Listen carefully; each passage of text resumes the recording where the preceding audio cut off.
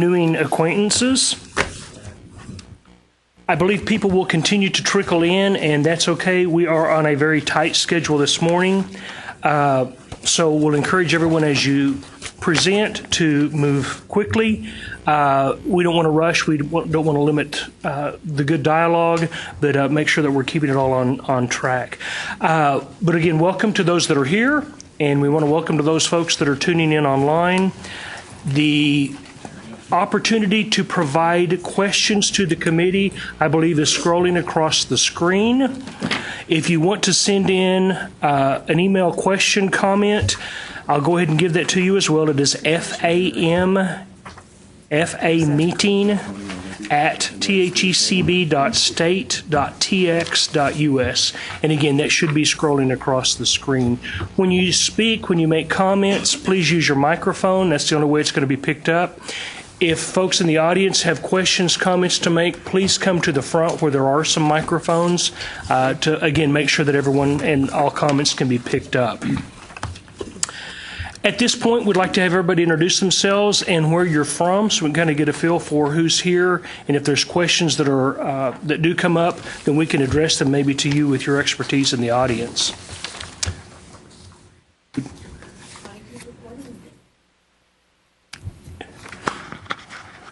Connie Cooper, Coordinating Board. Lynn Kenyon, the Coordinating Board. Sophia Rodriguez, Coordinating Board.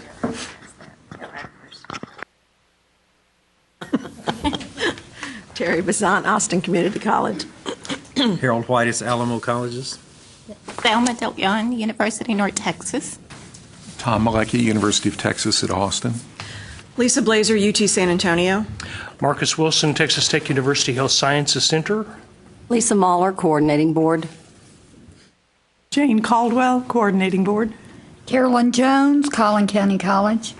Anna Drake, Student Representative, UT Austin. George Torres, Texas Guaranteed Student Loan Corporation. Maria Luna Torres with TG.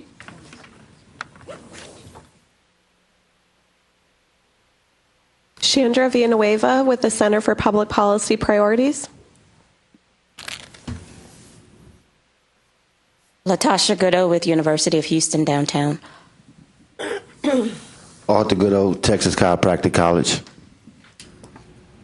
Ray Martinez, Independent Colleges and Universities of Texas. Catherine Carson, Coordinating Board. Excellent. Once again, thanks everyone for being here. Everyone should have the agenda. We're going to do a few changes because of folks needing to be on and off. And as we announce those, or I'll try to give you a little bit of lead time so that you know when you're coming on. But the agenda is basically going to be a list of things that we're going to try to get through, but the order will change. First order of business, everyone I'm sure has read through the minutes from our last meeting. Are there any changes that need to be made? I just have one minor correction, and that's my name. Do we need to vote on that change? Instead of, it's on, it's a section about the Texas grant eligibility for transfer students. I'm sorry, I don't know. It's a second to the last page. It says it's Velma, V-E-L-M-A.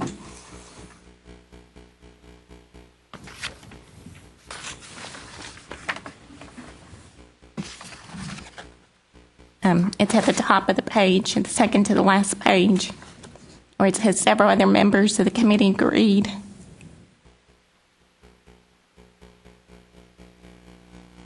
Is it the space between day and... No, it's my first name. That should be a Z instead of a V. I think it's a different one than that. Is that those were the minutes that I had. Well, we're looking for that. Is there anything else that anyone has found? Okay. That being said, we'll make that change, get those updated, and minutes are approved. Okay. First thing on our list is the selection of a new vice chair, discussion of member succession plan. have some questions as to how we need to move this forward. The new vice chair will be selected from the current members. No matter what year of term the vice chair has that is elected or selected, they will pick up basically a new 3-year term so that they will serve as vice chair, chair, and past chair. That will remain consistent. So as we look through and you should have some of this in your handouts, as we look at qualifications of who we want to serve, the type school maybe that we need to have them come from, do we need to kind of rotate that around to a private school, to a 2-year school, to whatever. Those are some considerations maybe y'all want to make as we go down that path. Or at this point, if someone would like to make a nomination for the new vice chair, that is certainly appropriate as well.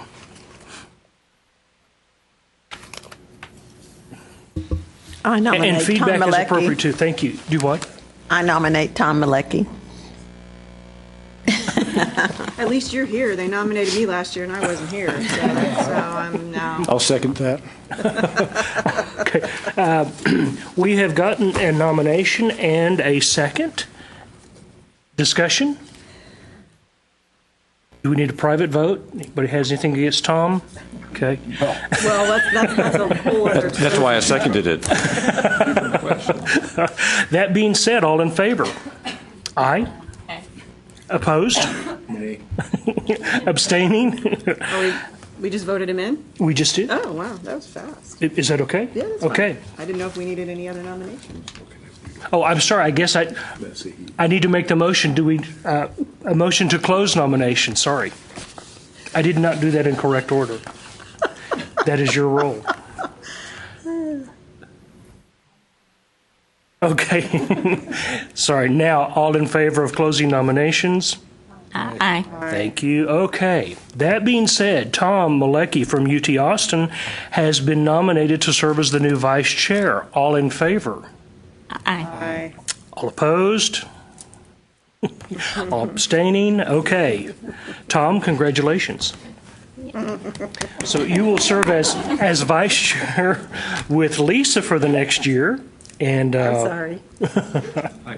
I do want to tell you I have several vices, so that's probably an appropriate role. I'm just worried about the chair part. So. Okay. Again, congratulations. Next item that it's been suggested that we look at is number of people on the committee. Is there any strong feeling on that? It might be useful to look through the list of folks who are on the committee. Terry Bazan, Lisa Blazer, Ron Brown just came in, Doris Constantine, Zelma De Leon, Anna Drake.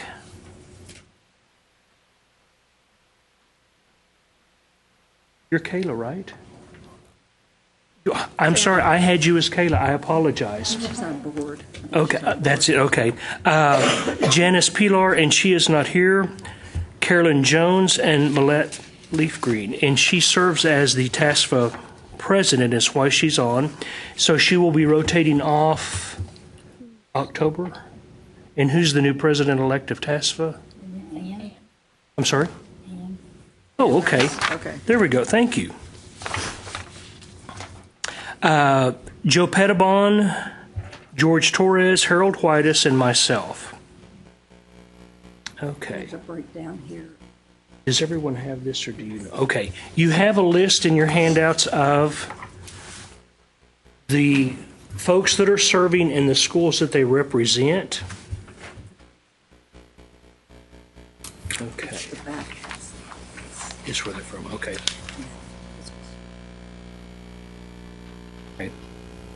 So, discussion as to what kind of membership we need, and I think some of that is laid out in our rules. The question then becomes who or what type schools that we want to replace with. Totally bad. I would just like to say we're drafting a memo to go out to all the institutional presidents and chancellors, and also to the Association of High School Counselors, asking for nominations. So if the committee should want to wait until those nominations come in to determine how many, then that's an option. If it's a large number of nominations, then that would guide you. If it's a small pool, then that would as well. But I just thought I would make sure you knew that we're going to be doing that very soon in the next few days. So. Okay. That works. What do you think? Yeah, okay. That works for me. But Marcus, I think you should at least have 2 from every segment. Right now you have Terry and I both going off. That leaves Carolyn as the only community college representative on the board, or on the committee. Have we determined the terms so we know who's going off and who's staying on? Yeah. That's what this is. Okay, Yeah. gotcha. That's what you were showing me. My apologies. Okay, excellent. Okay, so that then with the list of nominees coming in, I think will give us a better idea as to where to go. Thank you. Yeah, because I think we also, with regards to the school district, Pilar has served for a long time, but I do think it'd be great if we could get 2 high school from different areas in Texas if we can. I know it's difficult because they have to pay their own way to travel, but it'd be really great if we could have some. I think we're doing more and more work with high school counselors, so if we can really do a push with that'd be awesome to get some. And over the years, two of them on there. That feedback from that group has been incredible. I think it has been very helpful. We had talked about the possibility of, in fact, I think Lisa mentioned that this memo inviting people to nominate someone was to go to the Texas Counselors Association. I think there's several counselor associations in Texas, and we might try to find out what they all are, but invite them to nominate someone, and it may well be that they will nominate someone in the Austin area, which might help with the cost of coming. But we will reach out to the counselor. Is there any other suggestion for finding that representative? Anyone know of someone they think would be a really good candidate that we should maybe... Maybe what we can do is check with our admissions folks and see if there's any counselors that we were. Even San Antonio will work because they could ride with me. Mm-hmm. So maybe we can. They can hitch a ride. Maybe we can. Maybe we can check with all of us. Can maybe make an effort to check with our admissions folks and see if there's somebody that is particularly interested in maybe serving that would be willing to come. That'd be a great way to get somebody. Perhaps. So, is there a high school counselors association made up of just high school counselors? Do they have officers? And then maybe we could make whoever the top 1, 2, 3 officers are.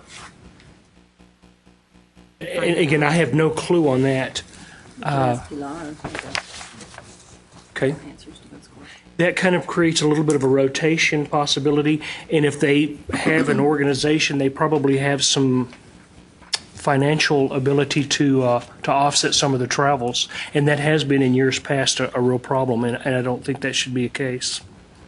So we're going to come up with a form, or we already have a form, right? Yep, very simple. Okay. It's just a draft and. Okay, and that will go to task for listserv to the presidents, chancellors. Yes. Okay. Yes, and any suggestions on the form? It's just very, very simple, and it's only a draft. We were asking, in the memo, we'll ask for a short bio explaining why the individual being nominated is particularly well suited for service on this committee.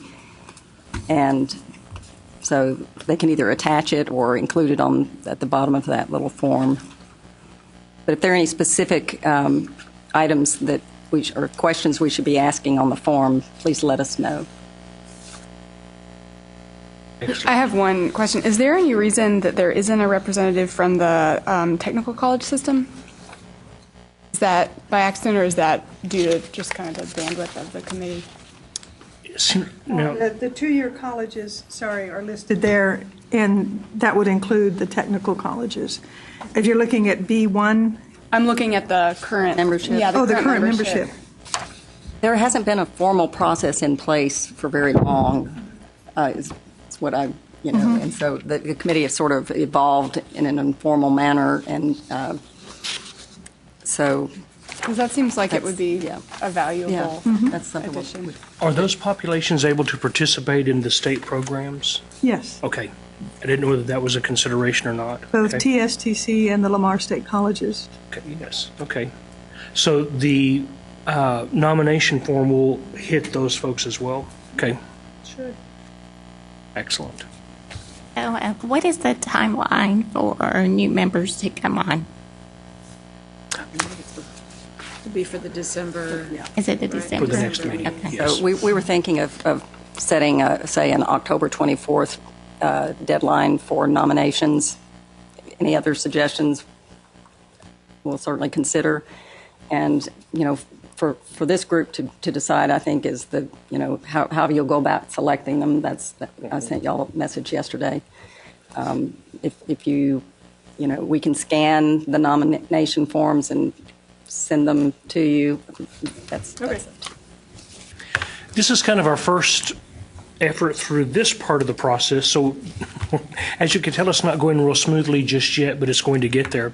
As we see things in our rules that the board has approved that maybe we need to modify or request that they consider a change to, this is a great opportunity for us to kind of compile some of that too. One thing we thought would be the transition would take place at the beginning of this meeting, which kind of to me seems the obvious time, but for some reason we put in there that it would be at the end of this meeting. So Lisa and I were going back and forth on that. Yeah, and I think because our year starts in September, it would make sense if that transition would happen, you vote somebody in. I think we're going to have to then, if we're going to pick, we need to know who's rotating off so that then we can pick. So we'll work on that. I don't know what we have to do to get the rules changed, so we'll need to, it's just going to be a minor thing, but it would make more sense than starting, December's just mid-everything. So I think one of the reasons that we set it for the second meeting was with the thought that the TASFA conference might be one place where we would mention the nomination process and maybe receive some nominations. But yeah, I agree with you that having it that earlier. The other thing that has fluctuated a bit in the past is whether our last meeting, whether we have a September meeting or an August meeting. That hasn't been totally consistent in the past. So if we're going to do it in September consistently, that also helps will help with the flow of things. I have one more question about the types of folks we could think about for membership. There are, in the state, a number of community-based college access organizations who tend to work directly with students and families to try to help them navigate, among other things, the financial aid process. I wonder if it might not be appropriate to try to figure out a way to solicit at least one member or maybe a couple members from some of those organizations, because I think they're dealing with it much like Anna and maybe a student who might come from the TSTIs. They're dealing with it from a sort of a different angle than those of us who work for institutions and even sometimes for high schools maybe dealing with it. Now, off the top of my head, I don't know that they have an organization to reach out to them or something, but if you'd be okay with maybe us checking again with our admissions people about who's out there. Mm-hmm. I think, but we have to make sure that we can include them according to our rules.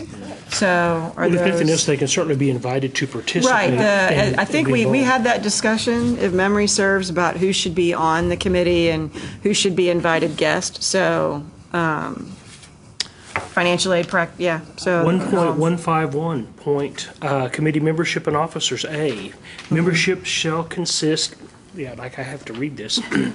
Membership shall consist of financial aid practitioners, public school counselors, and other persons who can provide insight into the informational needs of students. So we can add them in there. Sounds. Okay. See, that's why you're. Excellent. I just was thinking about her comment in regards to the technical schools. And I was also on the TEOG committee for whatever it was called. Negotiated rulemaking. And one of those committees. And, they had issues with the funding and all that. And, they're kind of caught in between. So I'm just wondering if maybe, since it says, the committee shall not exceed 24, whether maybe we should have it that at least one person from the technical schools be represented.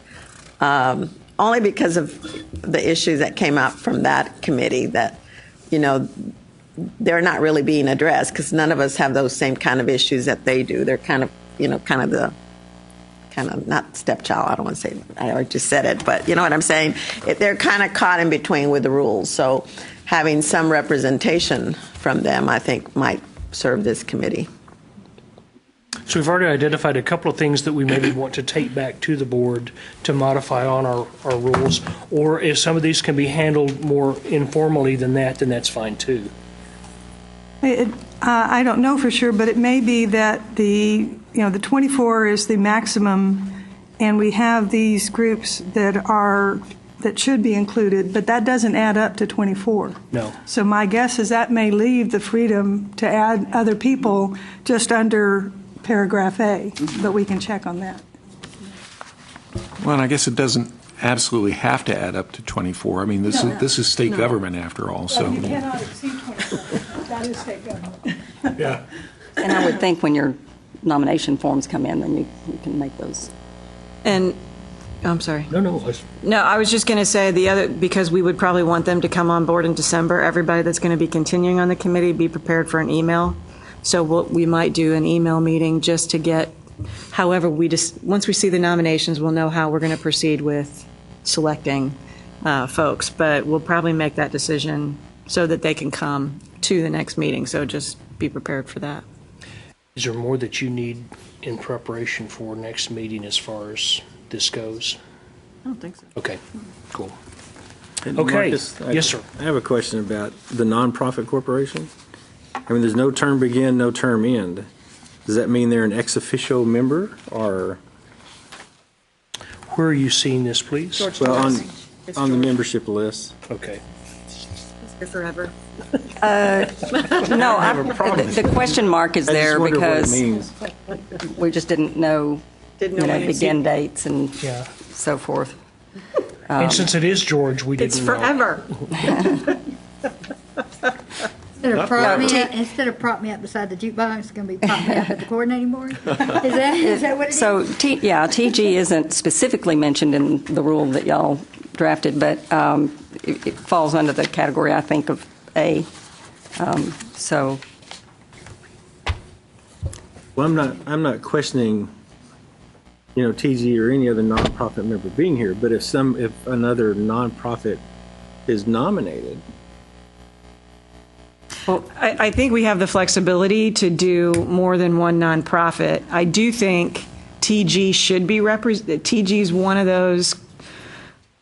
They should be represented on this committee because they serve the state of Texas. So I think, but we can certainly add other nonprofits. It's not, but maybe we need a term for the individual from TG, kind of like what we have for TASFA and otherwise. So the TASFA president serves the year that they're the president. Maybe we can have a term. I think it's just a question mark because we didn't know because George started. And, I mean, the way the rule is written, it could be 3 years. Yeah. So we could do the same kind of rotation if we wanted to where George would rotate and then someone else from TG could be nominated or George could be renominated, however we want to do it. So if we want to I don't disagree with it. I'm just wondering what the question marks mean.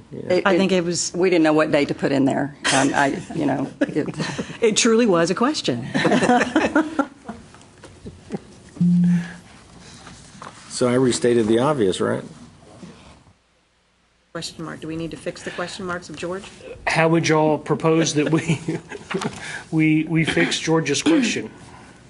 Fix George. Fix George. Maybe nice to ask him if he's willing. Yeah. Do you have any thoughts, George, on this particular? I wondering if you're going to ask. I was comfortable just sitting back and watching. I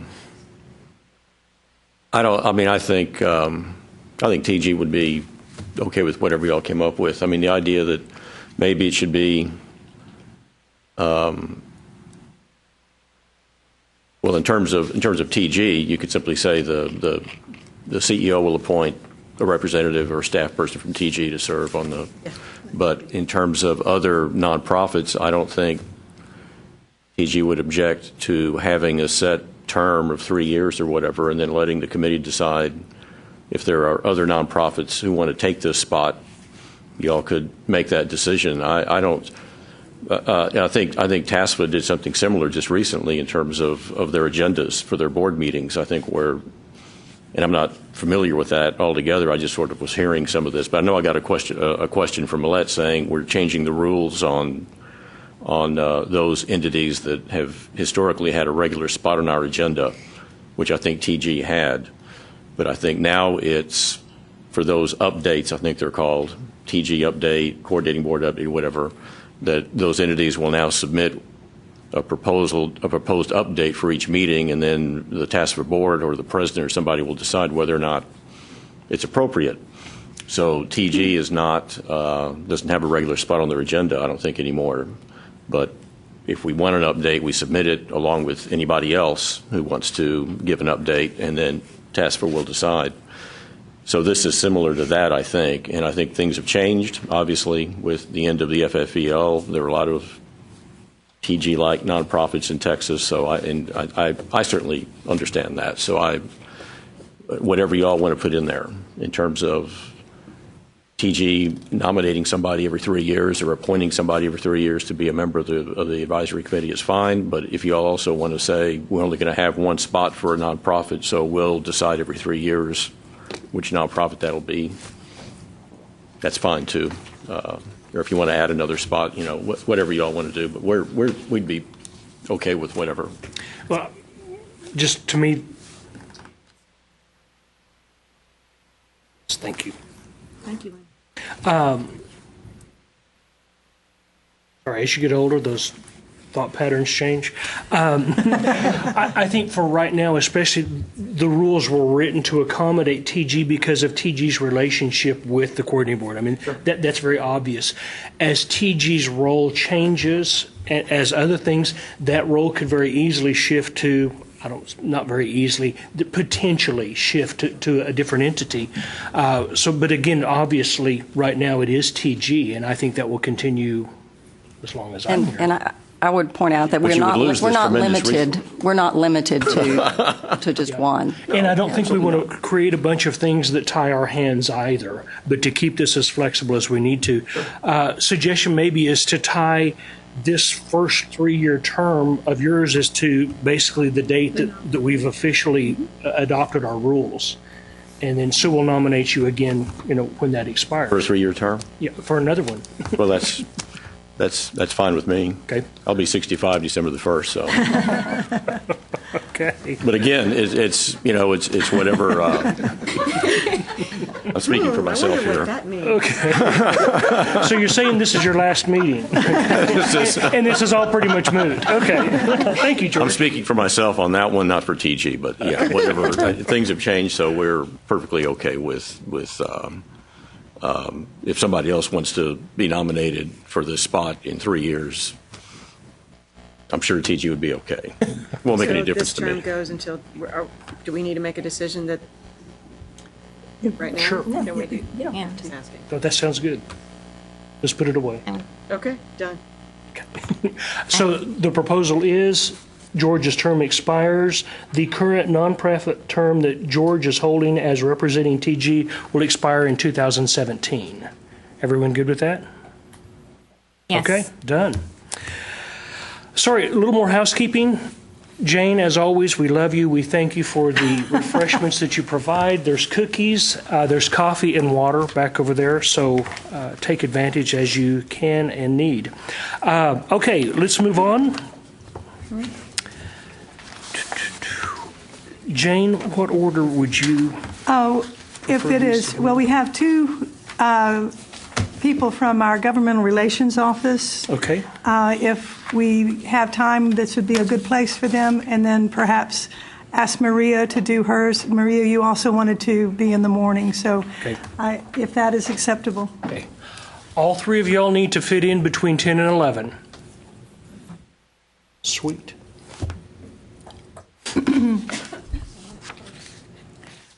Maria, do you need? Oh, come up to the microphone. Yeah, come on. Microphone, maybe? Come up to that one. I thought we were going to do paper, rock, scissors. I don't know. Who's going first? Is it? Oh, okay.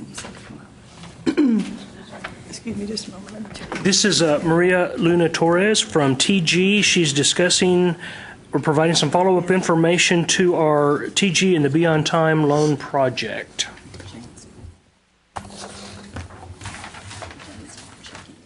Okay. Okay.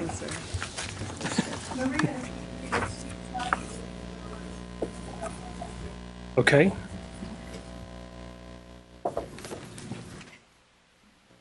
You all weren't here when we did the introduction, so if you will introduce yourselves. Thank you. Good morning. My name is John Wyatt. I am the Assistant Director of External Relations for Fiscal Analysis here at the Coordinating Board. Good morning. I'm Lizette Montiel. I'm the Interim Director for our External Relations Division. Welcome. Thank you. Thank you for having us. We're going to go ahead and just get started with a quick overview of our legislative recommendations. I've kept these to just our legislative priorities and some of the financial aid related recommendations that we have. Our three top legislative priorities are really not directly affiliated with financial aid programs, but just so that you are aware, we are recommending implementing outcomes-based funding for universities. As you may recall, the legislature approved outcomes-based funding for community and technical colleges last session. And so we are recommending outcomes-based funding for universities. This is a recommendation that was approved by the Formula Funding Advisory Committee, which consists of representatives from the various universities in the state. And it's a little different than last session's recommendation. The recommendation is actually to provide funding on top of the enrollment formulas. So it would be on top and in addition to the enrollment formulas. The second is to support tuition revenue bonds. The legislature has not approved TRBs for at least 8 years, I believe. And so our coordinating board felt like it was time to provide some sort of support for the institutions. The coordinating board has actually never formally adopted a recommendation to support TRBs, so this is the first time we do that. The third is to authorize community colleges that meet specific criteria to have opportunities to establish bachelor's degrees in applied science and nursing. So these would be done in a very deliberative, measured approach. As you know, there's 3 community colleges that are currently authorized to offer bachelor's degrees in certain fields. We are recommending a very detailed recommendation for the legislature to consider this going forward. So the following legislative recommendations are programmatic changes and statutory updates that involve financial aid programs. Our board felt like there's been significant financial aid reform in the last few years, including the Texas Grant Priority Model, changes to the Beyond Time Loan Repayment Program, the TOG and the Texas Grant now going strictly to 2-year institutions and universities and so forth. So we have some statutory cleanups and programs that we'd like to clean up. One of those is to revise the statutory provisions for the top 10% scholarship. As you know, in 2007, the legislature approved a rider that created the top 10% scholarship program. And the following session, there was statutory changes, or I guess a statutory program developed that was very different than the program developed via rider. The rider basically just told the coordinating board develop a top 10% scholarship. It was very broad. The coordinating board adopted rules, and we've actually administered that program through the rider and our rules since 2007. In 2009, the program that was passed in statute, there was never any funding allocated towards that specific program. So our recommendation is basically calling for deleting and repealing the statutory language and replacing that with the eligibility requirements and program specifics of the program that we administer today and that we've always administered. The second is to provide flexibility to two-year colleges in packaging Texas Educational Opportunity Grants. We are recommending that the changes be made to the TOG statute to provide two-year colleges the same flexibility in packaging awards as the universities have in packaging Texas grants. And the following two are really just statutory cleanup. The T-STEM Challenge Scholarship Program, we ran into some issues with the data requirements for institutions to establish continuing eligibility for receipt of the funds. So we're recommending that the data called for in statute be revised so that more institutions are, one, eligible for continued eligibility, and so that the data timelines in which the statute calls for align with the data timelines that the coordinating board has in place. And the last is to fix eligibility requirements for the Math and Science Scholars Loan Repayment Program. That was authorized last session. It's never been funded. There's some contradictory language in statute, and so we're simply proposing to clean that up in the event that it ever does get funded. I think staff asked for us to review maybe some potential topics or interests that the legislature may be considering aside from some of our recommendations. Just a few that we thought of is the WGU study that you'll be discussing later on today. We are required to submit some sort of legislative recommendation, so we presume that that will be one of the topics that the legislature will be considering. The next is tuition set-asides. We've heard rumblings that there's possibility of review or consideration of possible elimination of tuition set-asides. So that's just the rumors that we hear. No need to be alarmed at this point. Another is the top 10% scholarship. So we've met with some legislative staff, and so we've heard that maybe some ideas tossed around to possibly reduce that to the top 5% scholarship, giving the funding is not meeting the demand and the program awards are so low at this point. So those are just a few of the things we're hearing. I'll let John go over his legislative appropriations request items, and then we'll open it up to questions. And actually, I just want to make sure the other thing that gets on the list are beyond time appropriations, since, UTSA is losing $1 million of what we're putting into the program. So I think that needs to be a really important focus this next, so that I'm not sure how we go about doing that. And I know the coordinating board has provided data each legislative session, but I think it needs to be very clear that institutions that are putting money into the program are not getting that back. Now that the program is finally working and we're able to identify students and renew students, I think we need to, I get questions on campus all the time, why aren't we using the Be On Time program? And it's no longer about whether you can package it or not, it's that we're losing $1 million that we put into the program. So I really would like for the coordinating board to put a big focus on that this next year. And I will say that is something that we have made clear and will continue to make clear, that there might be some perception in the legislature that they fixed Be On Time last session in terms of making the allocation based on your percentage of tuition set-asides collected. But unless you actually appropriate that full amount, that does not, you don't get back everything that you contributed. So we've made that very clear to legislative offices, and we'll continue to make that clear this session. Well, then I'm going to go over our legislative appropriations request, and you should have a couple of documents in front of you. There's one that says THECB FY16-17 legislative appropriations request. It's a front and back color document with a pie chart on the back.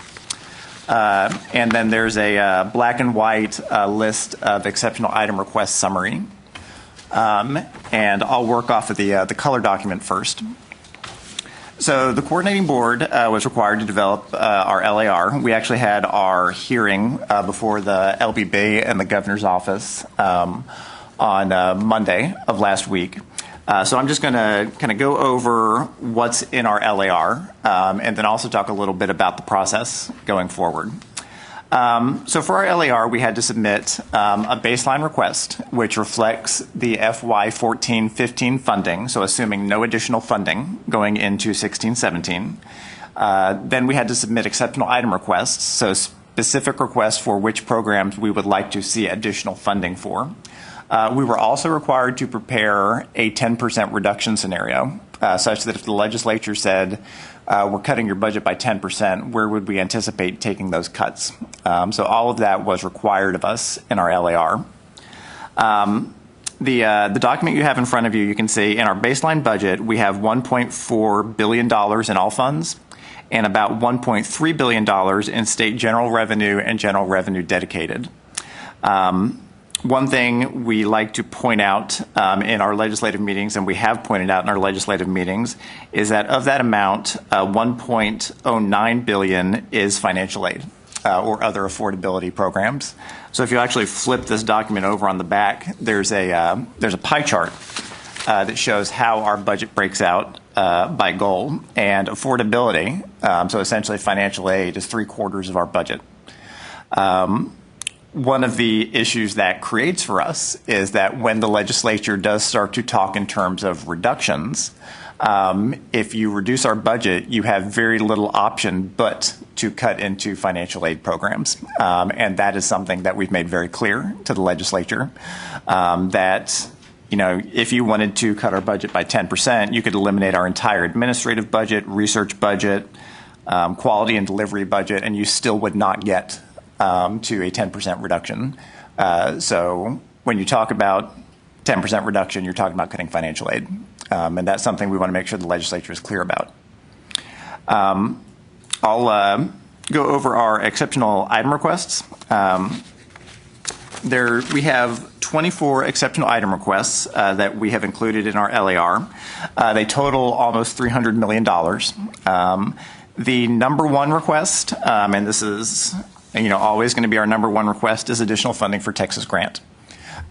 We have requested for the biennium an increase of $137.9 million. Again, that's the increase, so on top of our base for 16-17. That number was generated based on an assumption of wanting to fund 100% of renewal students and 100% of initially eligible students with a targeted grant award amount of $5,300. As you all know, we've asked institutions to target $5,000 grants for the last few years.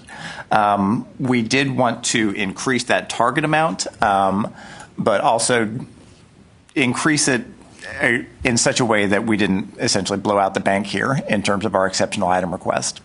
So we came up with that $5,300 grant award amount as a target for generating this request. I will say the feedback that we've gotten from legislative offices has been largely positive. This is something that Texas Grant is a priority for the legislature, and if they can find a way to fund it such that they're able to meet the demand, they're very interested in that.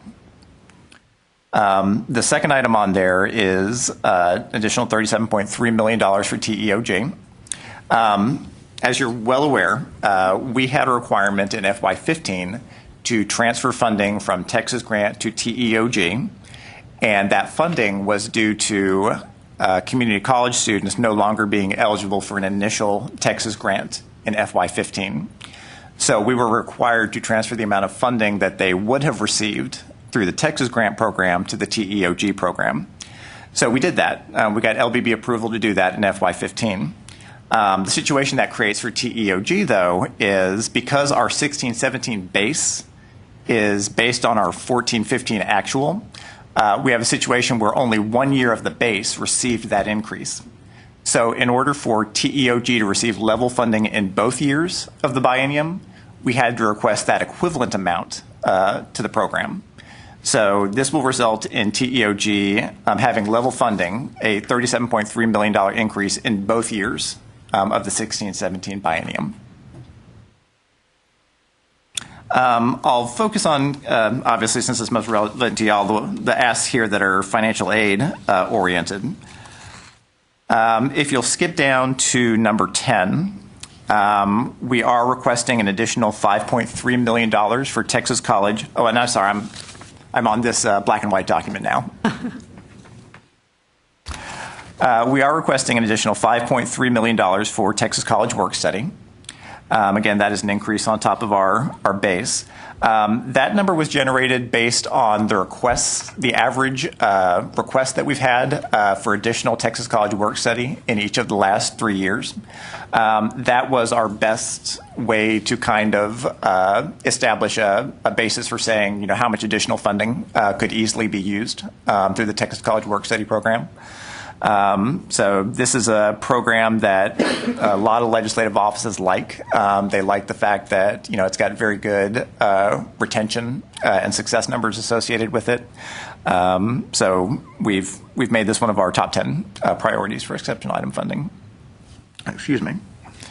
I believe the only other financial aid program on there that we've requested is an additional $18 million for TEG.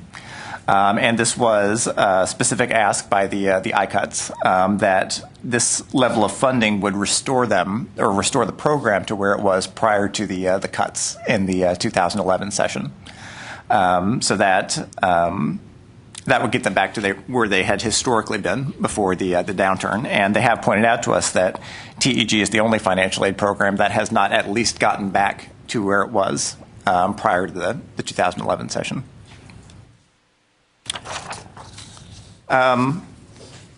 The other thing I guess I'll let y'all know about is just going forward. So as I mentioned, we already had our hearing. We've presented this information to the LBB. They will presumably take it into consideration when they're drafting the General Appropriations Act. And will continue to answer any questions that they have as they're drafting that document. The other thing you may have heard about is the Strategic Fiscal Review, which last month the Speaker requested that the LBB and the House Appropriations Committee conduct a Strategic Fiscal Review, which has been described to us as something of a fiscal sunset. So they've identified 17 state agencies. The Coordinating Board is one of those agencies in which they're going to review all of our programs and try to determine which of our programs are most effectively contributing to the agency's mission and goals. The process that this is going to take is still a bit of a work in progress. What we have been told by LBB, we've provided a format to submit information. They're going to want data on all of our programs, including our financial aid programs. They're going to want to know what was the funding in the first year of the program? What was funding in fiscal years 10 through 17? What do we project? They want to know administrative costs associated with the program. They want to know agency FTE associated with those programs. They're going to want us to identify information on beneficiaries of those programs.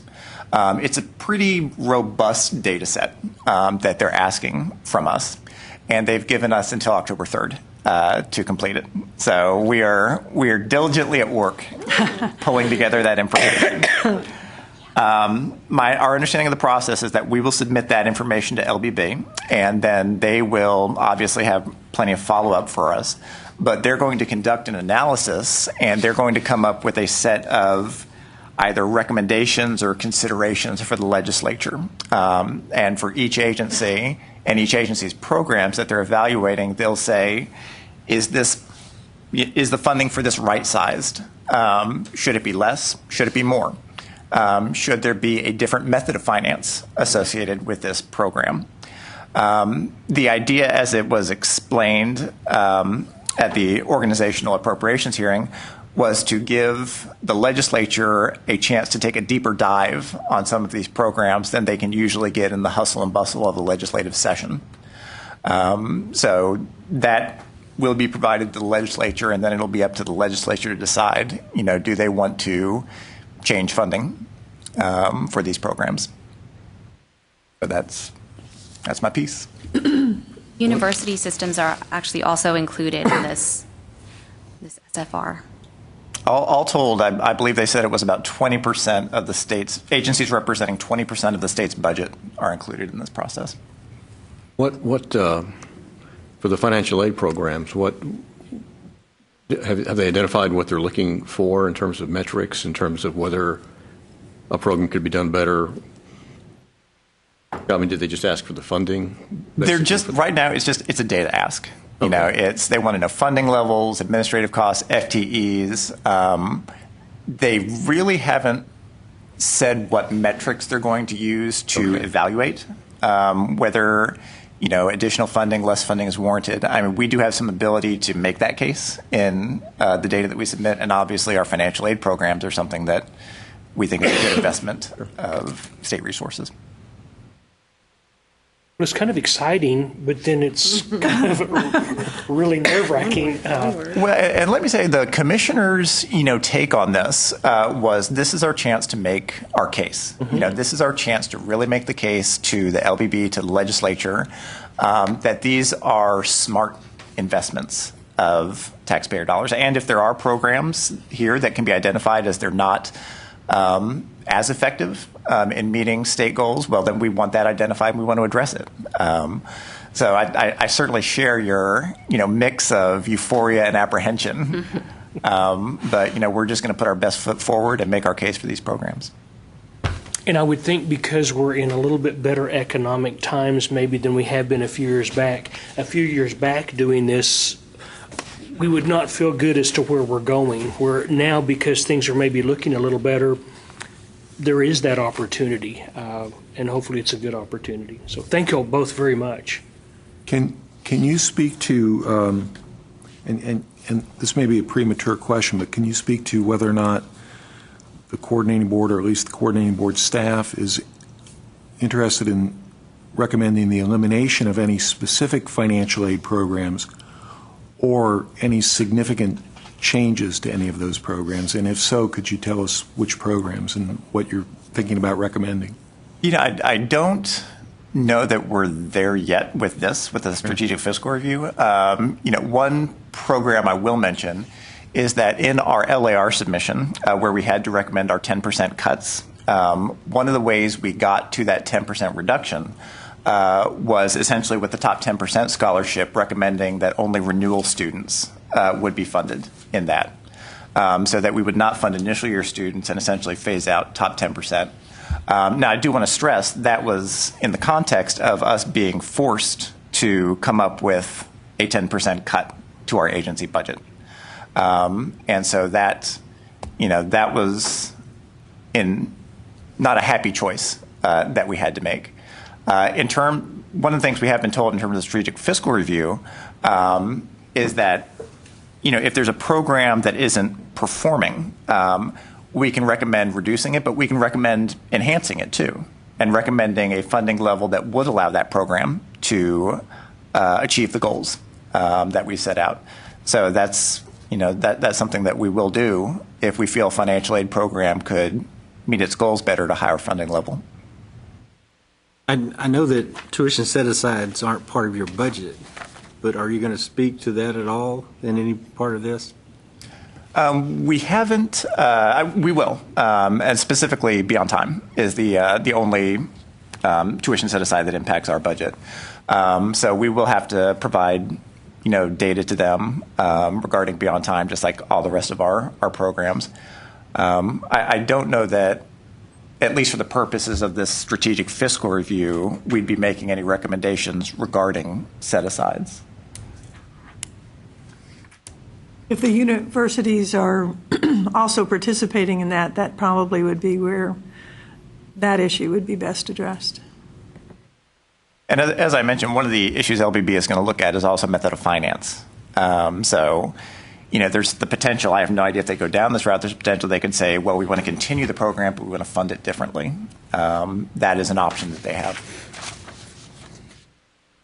And could you go back and talk again just briefly about what your specific recommendation will be in terms of funding for the appropriations for the Beyond Time program for the coming biennium?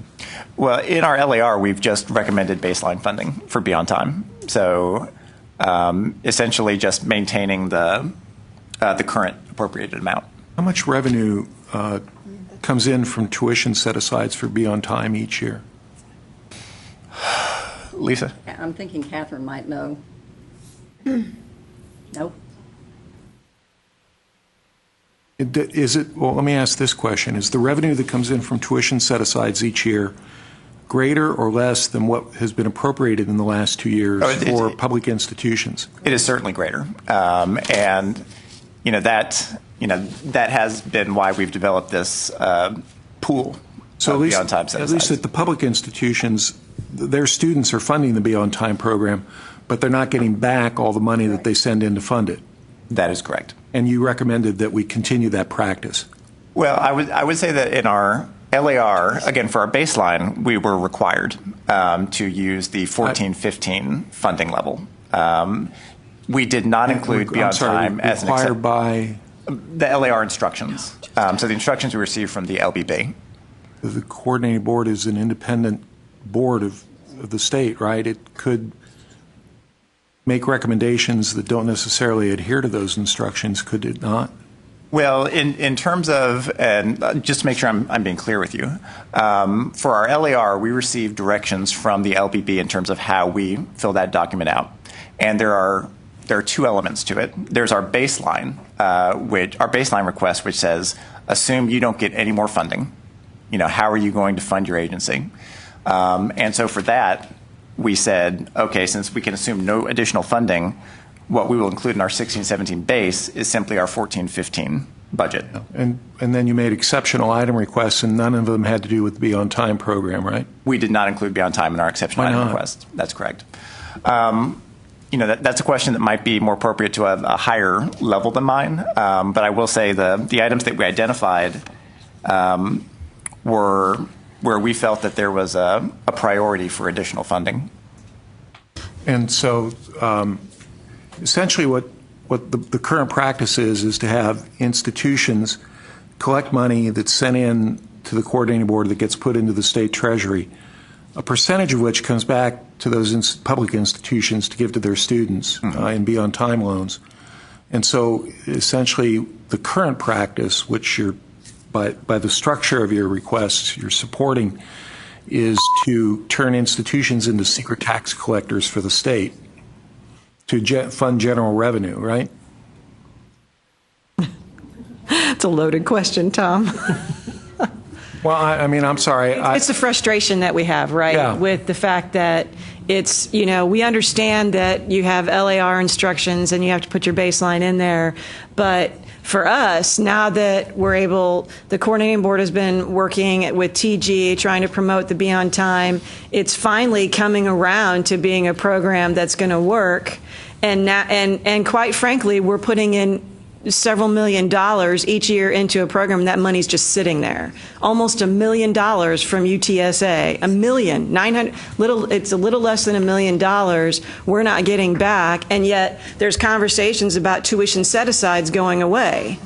Catherine, so that is very frustrating to see, and maybe someone needs to say something, because I was under the impression there was going to be a big push this next legislative session on the Be On Time and how those appropriations need to at least match what it is we're putting into the program. So there's a miscommunication somewhere with legislators, and we need to do a bigger push for that, and it's not even on the list. So I understand Tom's frustration with that.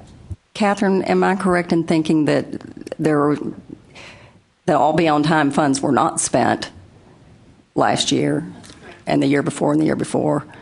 And so it's not all institutions aren't spending all of their appropriated funds. Okay, so then give me some of that money, because I understand. In previous years, there have been issues because we can't auto package it, we can't do a lot of things because of the stipulations that we have. But now the word is out, and we've got students. We have a process in place. Students request the funds, and we have more requests than we can manage, and we're actually reducing the Be On Time so that we can distribute it to more people. So we spent all of our funds, probably for the first time last year. We spent all of our money last year on the Be On Time, whatever we were allocated, and now this year we're seeing a $900,000 cut to the program. And so I understand that maybe not everybody's spending it because of the dynamics going on, but we have an opportunity here.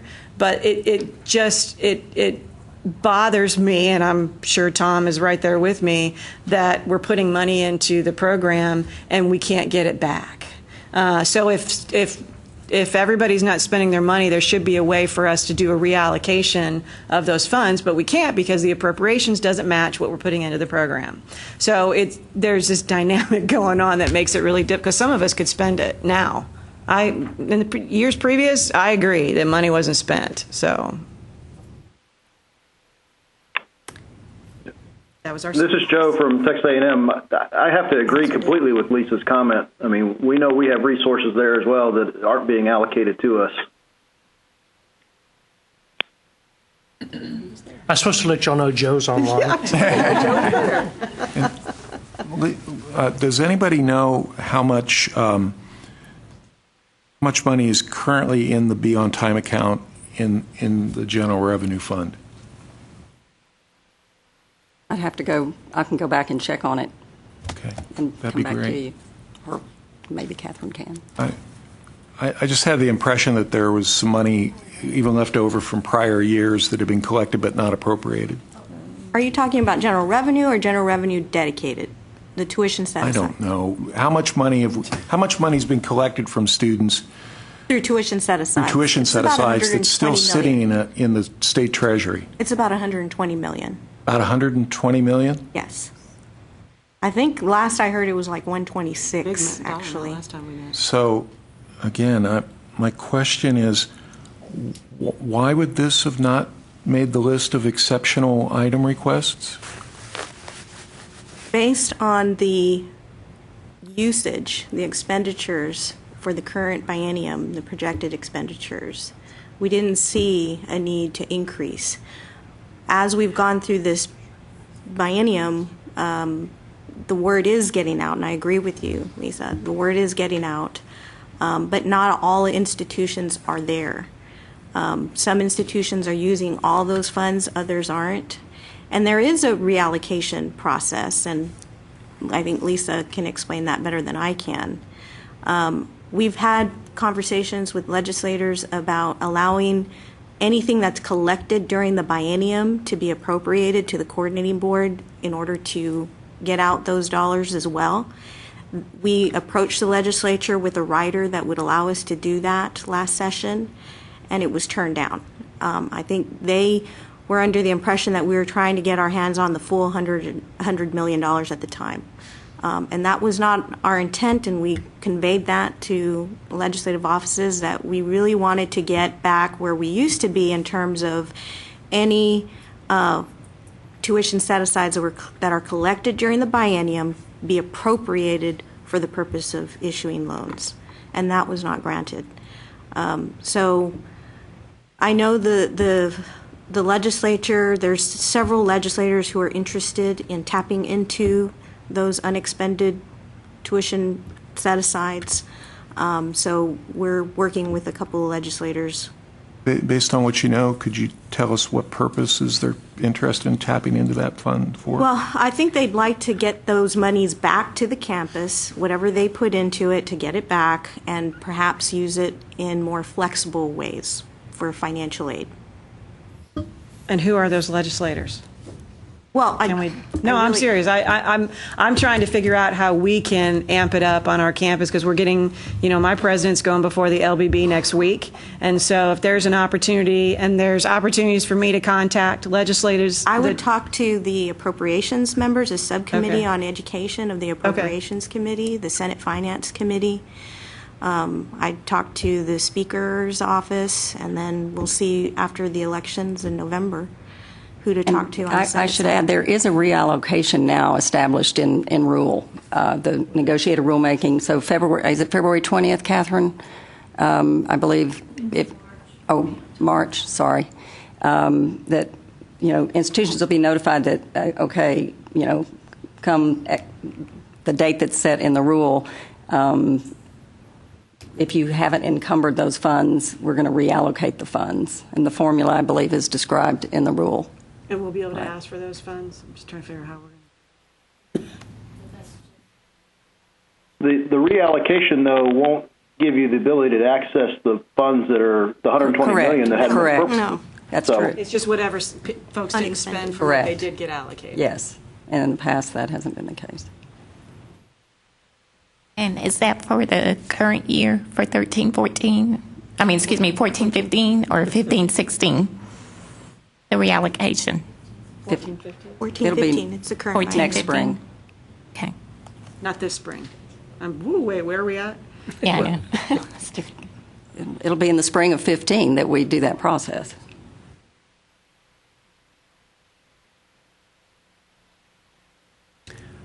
More questions? Comments? Joe, glad to have you. Thank you. Thank y'all very much.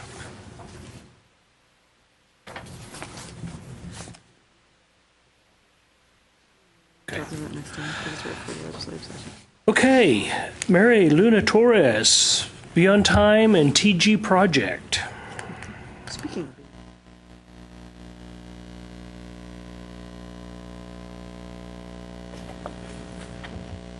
And Maria, we always try to set up the next speaker with the discussion at the end of the prior speaker, so. whether you want it or not. Sorry. I didn't keep one for myself, so I'll just look.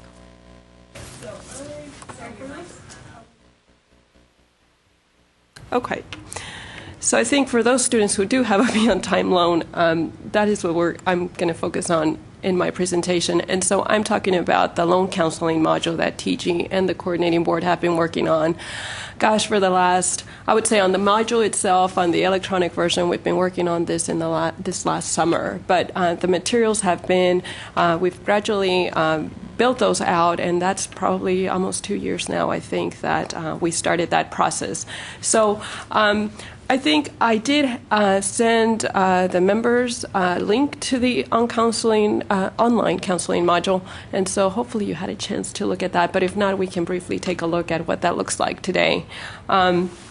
Also, I do want to thank the members of the coordinating board, and I don't see any of them here, but there were Janie Miramontes and Albert Contreras were the two leads who helped us on the coordinating board side in bringing this project together to build the online module.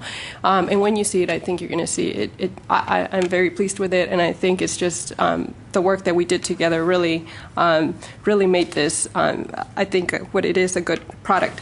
But so to get started here, I wanted to share with you not only the on-counseling piece that we built, but we also have other materials that help, they're built to help you, the institution, educate students about the Beyond Time loan and what their responsibilities are. And so there's a couple of options that you would have depending on what you choose in terms of the size of your institution and what you can do. But we did build a module that was what I call an in-person module. And so this one is designed for, it's a PowerPoint basically. It's a PowerPoint that comes with a workbook.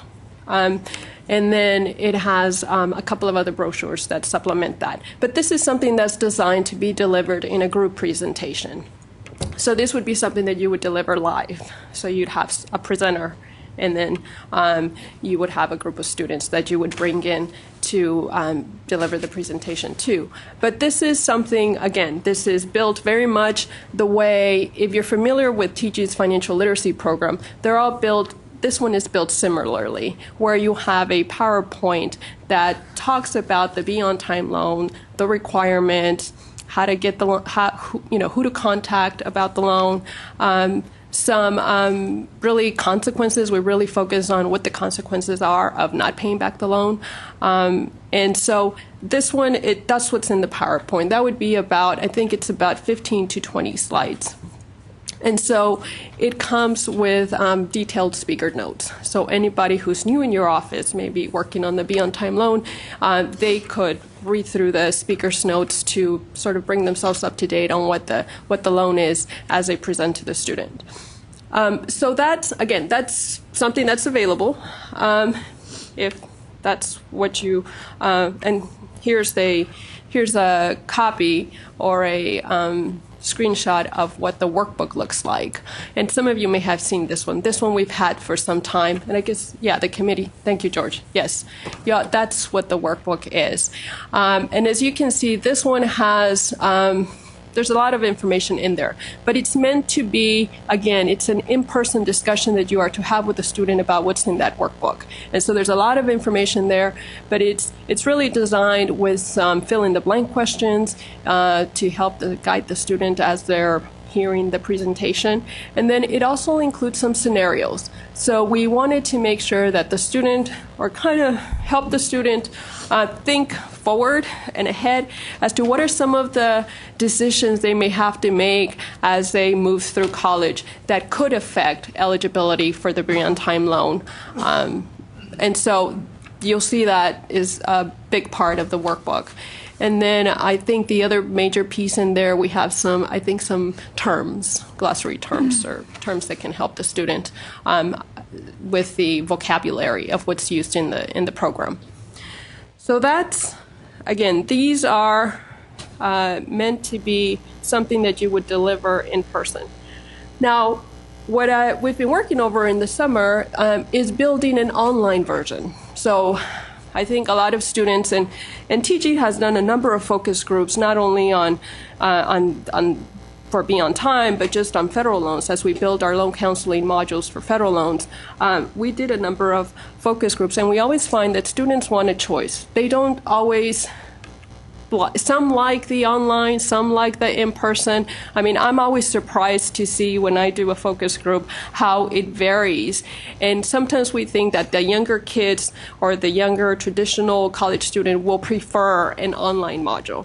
But we see a lot of times when we talk to these students, some of them like the one-on-one. They want to have a live person answer their questions. And so I think what we've taken from the sort of the focus groups and the research we've done is that students, you want to give them a choice. I mean, for some, online works better regardless of age. For some, it's the in-person that they prefer. So again, so we wanted to make sure that we gave you a choice as far as what you could use to deliver the information. And so the online counseling module, this is the one that is, we essentially adapted the information that you see in the workbook, we adapted it to an online version. And so you're able to, the student is able to listen to the module. It's online. And you'll hear it in a second. I just want to show you the highlights and then you can see it. They'll be able to listen to the information. And they'll be able to do a quiz. They are quizzed throughout the online piece. So it allows some interaction. Students always say that. In our focus groups, they always say that if it's going to be online, they want to be able to click and, they don't just want to sit there and listen to something. So there are quizzes that are, or quiz questions that are sort of embedded throughout the online piece. And then there's a final quiz that we give them to conclude the module.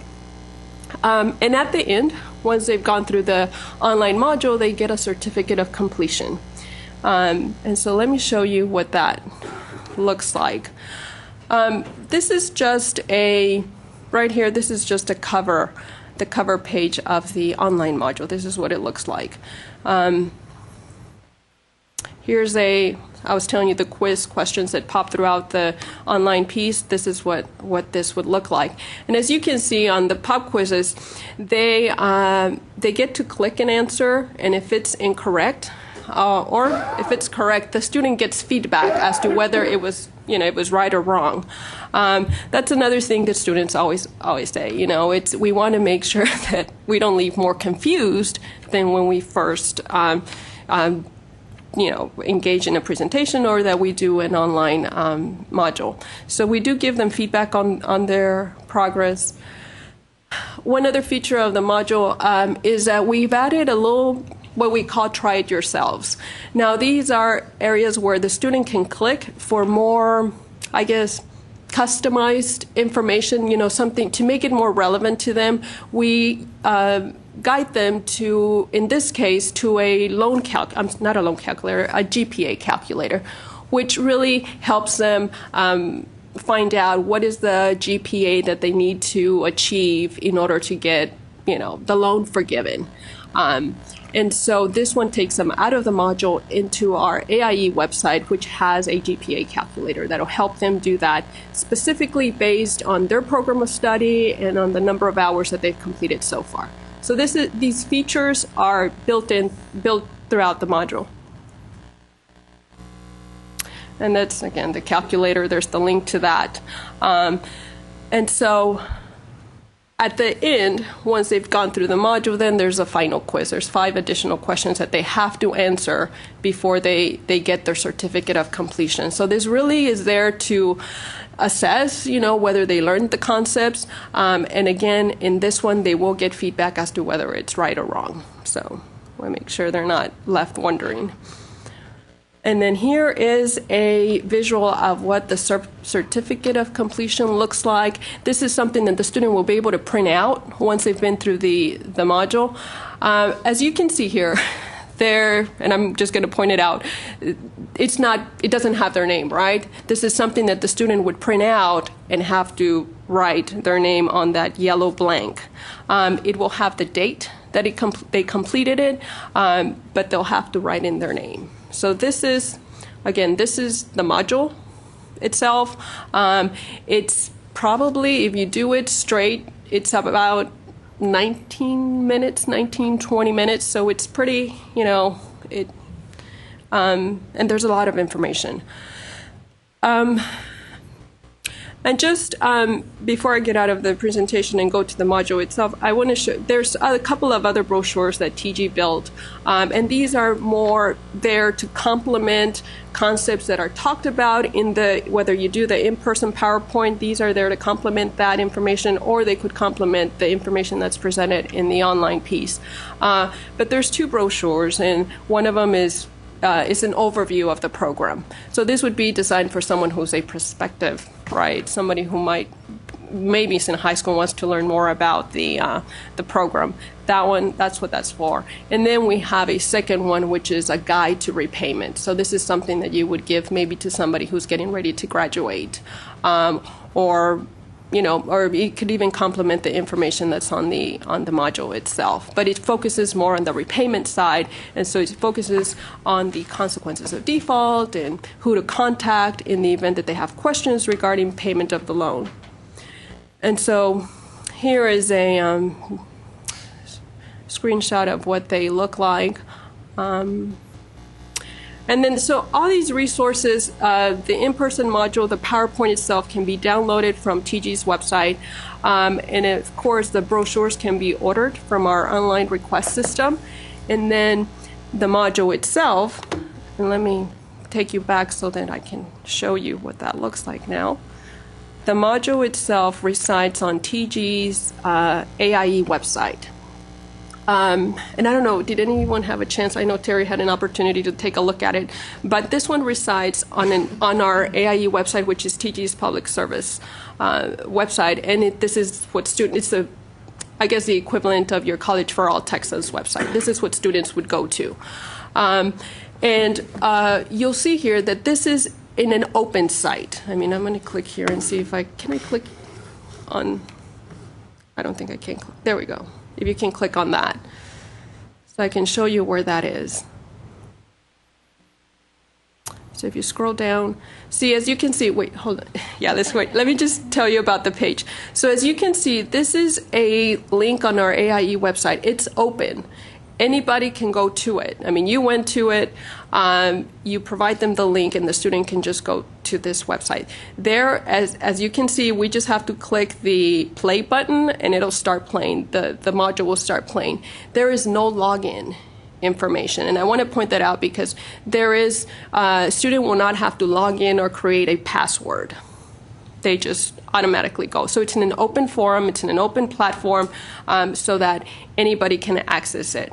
And I'll just go ahead and go with, I asked for comments in advance of the meeting because I wanted to get a feel for how this would work. And I think Terry made a good, she did mention about it's great that it is open because students won't have to create a password. They won't have to go through the whole.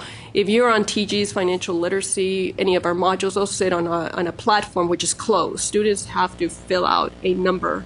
There's a lot of information that's collected in advance so that it's secure. Not that this is not secure, but we don't ask for any information. And we thought that would be easy so that the student wouldn't have to go through all of that. We get, it's always like you kind of have to compromise. Either you compromise putting it on an open side or for the sake of making it easier for the student, or you put it on a closed platform where they have to create all sorts of passwords. So we chose to do it this way, but it is there so that the student can just go through it. I don't know, at this point we can stop for questions, or I can go show you a little bit of what the module looks like. We won't go through the whole 20 minutes of it, but just to give you an idea. Yeah. So let's play it for maybe 5 minutes. I don't think anyone's real shy, so they probably would have interrupted you. Okay. I do like the openness, because so many times I'll go to a website and I'm wanting some information, and I'm not going to give them anything personal, and sometimes they won't even let me make stuff up to get through it. But this is great because I can just go in there and get the information that I'm trying to find. Well done. Okay. And we had trouble with the browser. It said that it was outdated. Oh. And so I don't know, is this still in a test mode or is it live? It's live, but nobody had the link but the members in the committee. So we haven't made it available to, or we haven't publicized it yet. Okay. We wanted the committee to take a look at it first. Because I tried it myself on my laptop last night, and it just said that the browser was outdated, and I had to pick like either Chrome or IE or another application. So okay. I don't know if anyone else had tried it and had the same trouble. The only thing I said was it was great that it was open, but if we're really going to mandate students to do this, then they could make copies of it and give it to their friends. That was the only downside of it, but otherwise I thought it was very good, and it was very interactive. And then the fact that it asked you questions often enough so that you didn't forget, and then if you did answer incorrectly, it told you, and I believe it gave you the right answer. Yeah. If you're applying for the Texas Be On Time loan, we've got some good news for you. The Be On Time loan program is a great deal for students, offering benefits you're not likely to find anywhere else. The bad news is that for some borrowers, the details of how the loan works can be confusing, and this can present problems down the road. Which brings us to the other good news. You're not going to be among the uninformed. Why? Because for the next few minutes, we'll answer your questions about the terms of the loan, its availability, how repayment works, and how to qualify for loan forgiveness once you graduate. In short, this presentation will give you the help you need to manage your Be On Time loan successfully. Let's start with the basics. The Texas Be On Time loan program provides zero-interest loans to Texas undergraduates. In other words, to students like you. The loan's purpose is to encourage students to graduate on time while meeting high standards. Because of this, you may qualify to have your loan forgiven if you fulfill certain requirements. The Be On Time loan is a great deal. When it comes time to repay the loan, no interest will be charged on the amount you borrowed, and you literally can't get a better interest rate than that. If you qualify to have the loan forgiven, the deal gets even sweeter. You won't have to repay the Be On Time loan at all. Remember that forgiveness doesn't come automatically. The Be On Time loan is just that, a loan. You will be required to repay the loan if you don't qualify for forgiveness. So how do you apply for the Be On Time loan? First, contact your school's financial aid office. Staff members there can tell you more about whether the Be On Time loan is available at your school. Since Be On Time loans require a school certification or approval, before you can start your application, contacting the financial aid office is a necessary first step to applying. Once this step is complete, you'll apply for the Be On Time loan through the Texas Higher Education Coordinating Board. Also known simply as the Coordinating Board, This is the state agency that administers the Be On Time loan.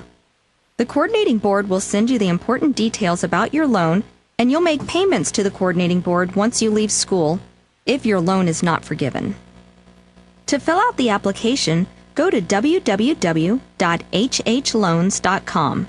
You'll need to set up a personal account in order to complete the process, and you'll also need to use Internet Explorer, version 6.0 or newer, as your web browser. Any other browser may cause errors and prevent your application from being submitted.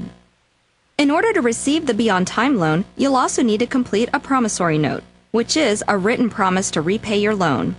Be sure to keep the promissory note in a secure location for your records, whether online or in print. Did you know? Under federal regulations, a borrower of a private education loan, including the Be On Time loan, has the right to cancel after he or she has accepted the loan terms. If you decide to cancel, you have approximately 10 days after you accept the loan terms to do so. Okay, well, we can stop there. I mean, it goes on and on, but just to get some feedback, I think we welcome. I think we have time right now, and I think the coordinating board can speak better to this in terms of, I think the requirements as far as loan counseling don't take effect until January, and so there's the module is practically complete, but we are open to maybe some suggestions that we can incorporate to make it better and more effective for counseling. If we're not, again, this is work that we've been working on for the last couple of years, but there's opportunities to make it better, and this is phase one. So just keep that in mind. This is phase one of our module. With all our other modules that we have built in the past, we always learned something that we could have done differently, and so that's the kind of feedback that I wanted to get from the committee so that we can build this out, and it helps students, and it's something that they'll want to do. And they'll want to complete. So, Maria, can you talk a little bit about what plans TG may have to push this information out to students, especially students who are coming out of high school and are college bound? So in terms of the promotion, so at the moment, we did a webinar 3 weeks ago. It was in the last month. We did a webinar, and in that webinar we had high school counselors, not only higher education institutions who joined that, but they came to know about the materials at that point, and so we have high school counselors who will order that one brochure that I mentioned to you. That's an overview of the program for the students. That's how they come to know, or how they came to know about it. So we've done so far. We've only done one webinar, and because literally this is off. We just finished this, but I think moving forward, we don't, other than that, we have been very cautious, I guess I'll have to say, about the promotion of it. We wanted to make sure, again, that it's a good product in terms of the counseling module. And in terms of the brochures, it is through our conferences that we promote. Our TG conference, we talked about back in the spring, we talked about the brochures, and so that's how we get students at the front on the high school side to learn about this. But we haven't done students at the spring TG conference. At our TG conference, we invite high school counselors, people from secondary, and so that's how the people who have ordered our brochures have been off of the promotion we've done. Have you? One thing, if you haven't already, you might want to consider approaching TEA about helping you distribute this. And again, I'm not an expert on it, but I'm almost certain, I sure wish Pilar Janis was here today, but I'm certain there's a statewide school counselors association. I just don't happen to know the name of it. And Shirley, who has conferences and such, and they could be a great ally in trying to get this out to counselors.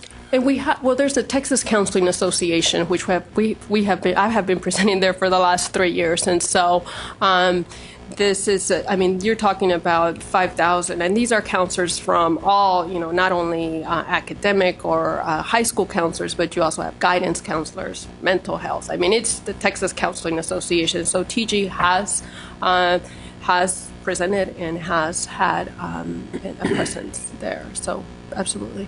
I would urge you to think in terms of the extent that it's within budget and such, creating a campaign that will have students kicking in the doors of our financial aid offices asking for beyond time loans. And if we can't fund them all with that year's appropriations, then we'll go back, and I would think that then we can certainly make the case to the legislature that the $126 million that it's hidden away should be released back to this program. I have a question from an online. Were you finished, Tom? I'm sorry. Okay. Online viewers asking, how will schools track completion of the counseling, or will this be done by the coordinating board? Well, as I think we discussed at the last advisory committee meeting, the idea is that once this is finalized, in fact, we're very soon going to be sending out a message to institutions reporting the 3-year cohort default rates and forgiveness rates.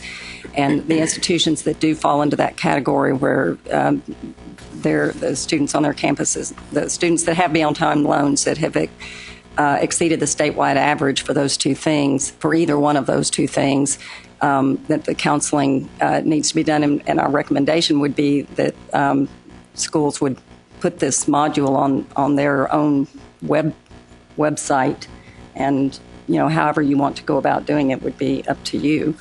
I think our concern is just tracking paper. And if there's anything that we can do electronically. Yeah. Is that we fully expect to be the ones to have to keep track of that. That's not a question. But if I have to wait for a certificate that the student filled out their name on, and I have to make a copy of it and image it and log it, that's going to take quite a bit of time.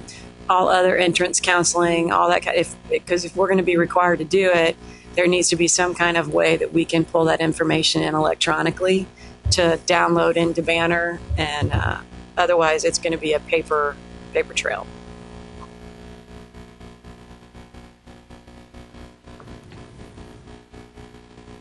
And I think, ideally I've heard that just in building the loan counseling modules, others that we have, tracking I know is very important. And I think one thing with this one, and it's something we can explore. And I think I thought attaching that certificate to an email and sending it to the institution, I don't know if that would help alleviate some of the. It's the same thing. You still have to. Whether you email it, whether you email it, you fax it, they bring it in. It's still something that we have to image and keep track of, and the student's responsible for submitting it. The one thing that has worked really well, even before we used the Department of Ed's entrance counseling, we were able to get that information. Obviously, we're not going to have that come January. Okay, it's obvious that that's not going to happen, right? So that needs to be the next step. Is that especially if we're going to try to get this program to expand, we have to have, and even though it's a smaller program, it's not as big as the direct loan program, it's still paper. We're all trying to be paperless or close to it. And if we have to track a piece of paper coming in, it's just that we just run the risk of it getting lost. We can't read it on the email. There's so many different ways that it could go wrong. So, and then because we're required, we can't disperse the funds that we're trying to hang on to and get back. So, I don't know if this falls within the jurisdiction of reaching out to high school counselors, but I wonder if there are ways that Beyond Time could be pushed through Advise Texas, because it seems like the peer-to-peer network could be an effective means. And then I'm going to be the resident millennial and suggest that social media, especially, in terms of being paperless and trying to reach students the way that they are most easily and quickly reached, I think that could be really effective, especially if it's coming through peer advisors through Advise Texas. Maria, your comment about the having it an open site where you don't log in, that seems to be the opposite of what they're saying they need for this. So I don't have any sense of the difficulty of converting to a site that you do log in so that there's a track and you can confirm that someone went through the module, but that may be advisable. Why can't they put it on the HHL.com when they're, don't they still have to fill out a form there? Or don't they have to log on as far as the instructions to how to apply? Wasn't that part of one of the steps? Yep. Okay, I'm just saying, why can't you make it part of that, where the student's already there, logging on to get his loan, and make it just, where they can do it there. That way you already have the sign in, in terms of your portal, whatever login or PIN or whatever they're using. And then somehow or other that we can upload that back into our systems the way you do it already. Kind of in that, that just seems the more practical way of putting it, because everything they're saying, all of us are going to be saying the same thing. We can sure look into that. I can't think of the technical issues that would come into play there. Well, it's kind of like the Department of Ed website where the students go and do their MPN, and they can also do exit counts or entrance counseling. So it's all kind of tied to the same concept. Right, and the institution receives an electronic completion file so that we can then download it into our own systems.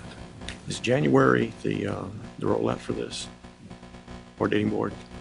So we have until then, till the end of the year. So because that was a dilemma, open or not open, and if it's open, then this was the easiest way to track it because we just assumed. Right, and it's quite possible that we may have to have a stopgap way of. Well, yeah, we assume this thing will change after. We're just trying to get something to satisfy the legislative mandate, and if in the legislation there wasn't a sanction, was there? If the schools don't track it, there's nothing in there that requires them to track it, right?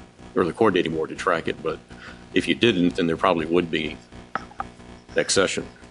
I mean, we were just saying, this isn't required, but it certainly would be required if the legislature said, well, if you're doing this, but you're not keeping track of it, what good is it? Right, it's required. So this was a way of trying to to figure out how do we do that for the time being. Right. And then if we can improve upon it, but let's go ahead and get something up and running so this thing can go into effect, and then we're obviously going to get feedback about ways to improve it.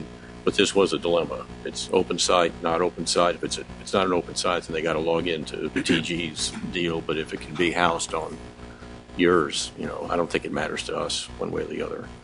But we can work on that for the rest of before it goes live. I have a couple more comments from online listeners. They're not questions, just comments. Could be on time. Well, this one's a question, sorry. Could be on time counseling be tied to the application going forward, whereby student must complete counseling prior to application submission, which is what y'all just discussed. And then another one says, I agree with Terry. It should be on the HH Loans website and let us receive a file completion. Okay, we'll look at that in conjunction with our move to the new platform. I jumped ahead, sorry. Our loan system's going to be busy. And you've got so much time. So, excellent. More thoughts, comments, questions? Well, let me clarify. If is there a rule, Lisa, that requires the institutions to verify that the students completed this module? No, it's not in rule to verify. It's just in rule that you conduct the counseling, and presumably, if an auditor were to, you'd have to be able to verify. But so, but does the rule address who would have to have the evidence to show that? So the co-board could, like the Federal Department of Education, which I think is slated for elimination if some people get elected. But anyway, perhaps would have the means to collect that and keep track of that. Perhaps. Yeah. And I do understand. It's it's just much easier when we can all trade data sets, I think, than when we're all collecting, as Lisa and others have pointed out, collecting pieces of paper. I have another online question. I'm not sure if I missed this in the video, but are the students advised in the video if their loan is forgiven that there will be a federal tax responsibility assessed on the forgiven balance? Yes, that is the content I know very well. Yes, it is. It does go in depth about consequences. We made sure that was clear. And in the in-person PowerPoint, it's in the scripted notes for the presenter to prepare with that information. So yes. In the handout too that she provided, the big one, it's very detailed in the big one. And I think there's a scenario in the workbook. So that was one concept that we wanted to make sure we got across. Right. Well, take a look at the rest of it, and just, again, you can send me any comments, or you can also let the coordinating board know. Both Albert, again, and Janie were very helpful in making sure that it was accurate in terms of content, and, again, that it served the purpose for what we're trying to do here. So thank you, and just let me know if any questions. Thanks. Well done. It looks great. One question. Do you want us to wait on this until we hear from you guys? Sure. Like I said, there's a lot going on. We're going to be moving the loan system to a new platform, and we have to prioritize the projects like everybody else. So, okay.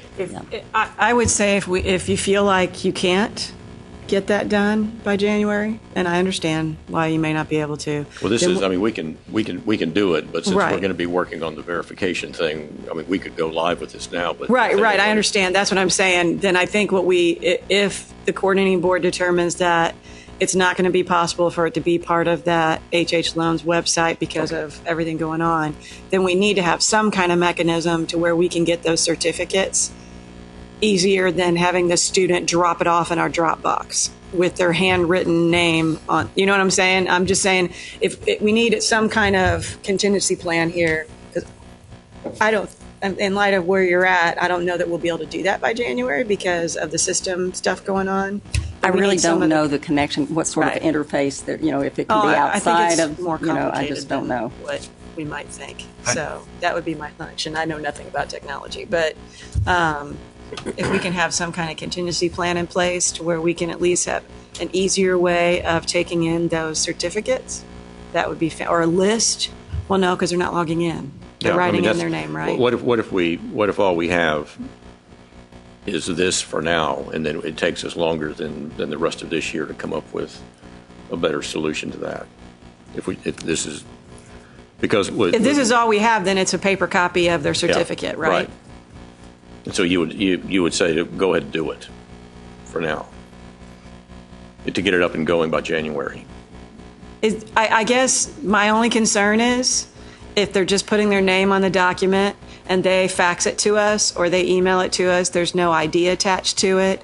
And so we have a lot of people with the same name at UT San Antonio. So how are we going to determine whose it is?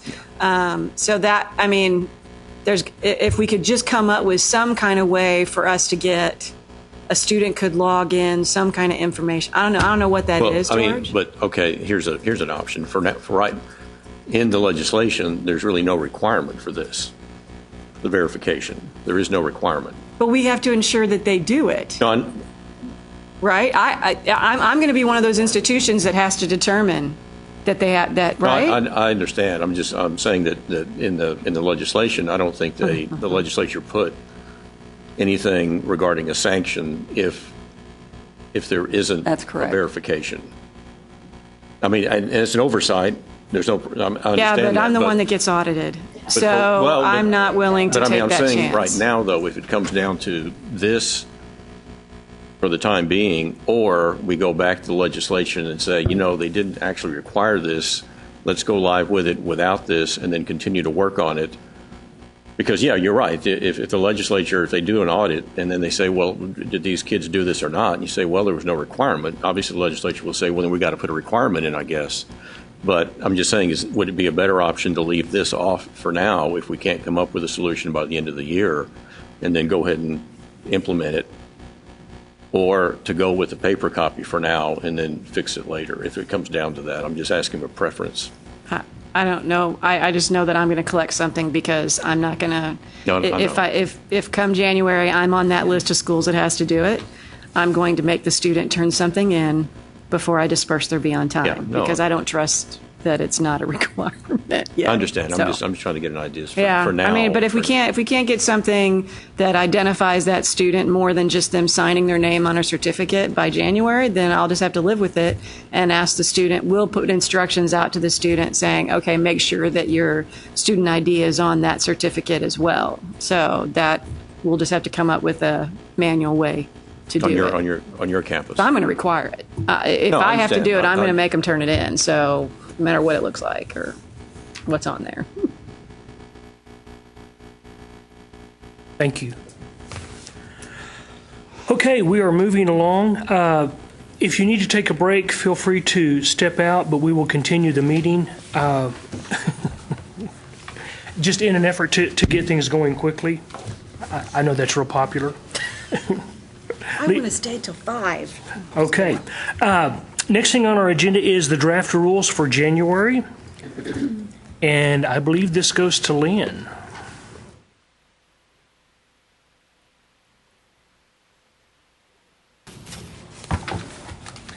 I asked Lisa, she said it's okay.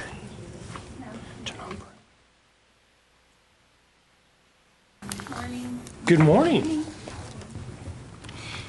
I believe that Jane disseminated to each of you via email a copy of the draft rules that we are proposing for TEOG, Texas Grant, and TEG. And I'm hoping you have copies of those with you. For those online listeners, I do believe that they're posted to the GSP information site.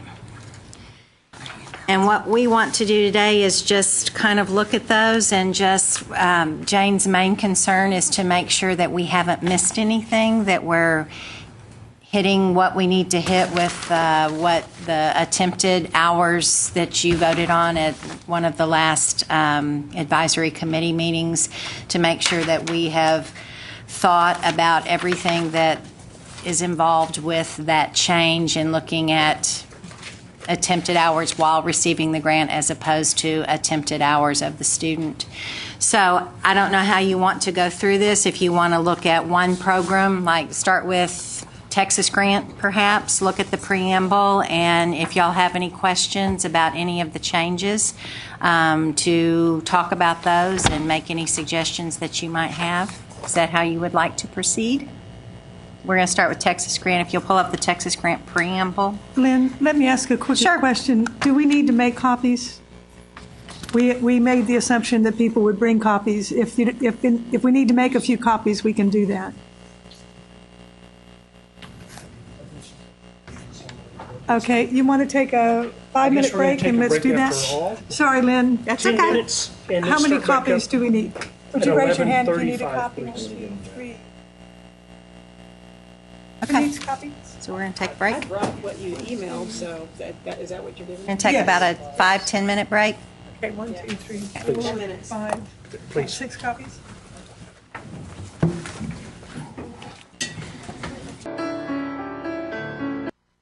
Changes in the attached rules.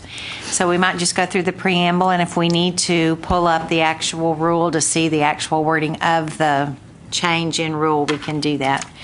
But as far as Texas Grant is concerned, and I'm hoping y'all had a chance to review these before you came today, so we can, it already is understood what these are all about. But the first one, Section 22.226, is amended to take into consideration what the Financial Aid Advisory Committee voted on 2 meetings ago, I believe, to take into consideration 150 attempted hours as opposed to 150 attempted hours while receiving the grant.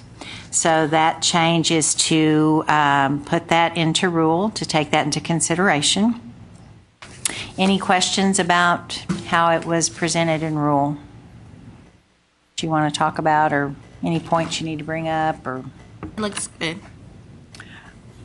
I think one of the questions that had come up, and Lynn, I think you had received it,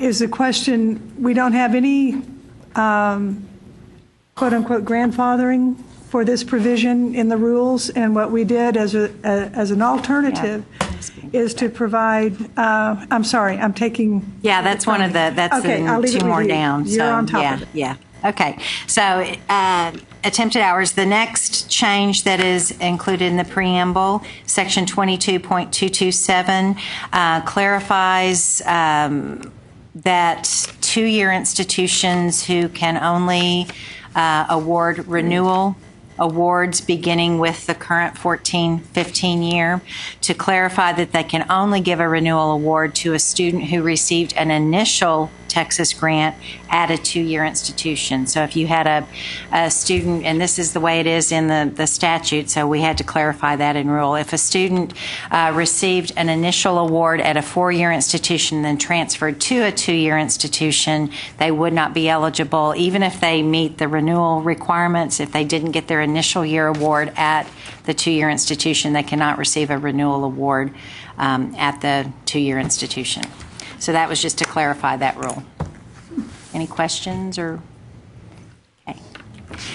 The next paragraph in the preamble is speaking to section 22.230, and this is what Jane was about to talk about, that since there is no grandfathering on the 150 semester credit hours, there was an additional professional judgment added in. So if you have a student who is not grandfathered but is close to that 150 semester credit hours, you will have the authority to exercise a professional judgment based on a hardship, as long as the student does not exceed the 150 semester credit hours while receiving the grant. For a baccalaureate degree seeking student, well, both are baccalaureate degree seeking students, or 90 hours for a student that came into your institution working on, that just graduated with an associate's degree going on to a bachelor's degree, and that's how they started in the Texas Grant Program. So you'll have that professional judgment to be able to exercise, as long as they don't exceed receiving it for 150 semester credit hours or 90 semester credit hours for associate's degree students. Make sense? Any questions about that? May I bring up a couple of things? On page 14 of the rules, there is a section that is highlighted in yellow, and it was something that we had passed previously, dealing with the combination of TEOG with Texas Grant and that kind of thing.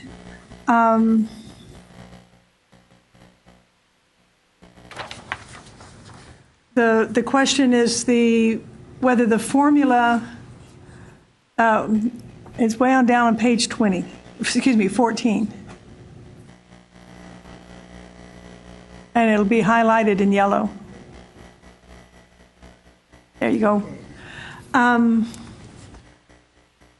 We have, unless granted a hardship extension in accordance with law of this title, the number of years of eligibility for a transfer student whose initial award was based on the requirements outlined in this section, which is the one of the TEOG student transferring into a university, will be determined using a formula developed by the board staff with assistance of the Financial Aid Advisory Committee.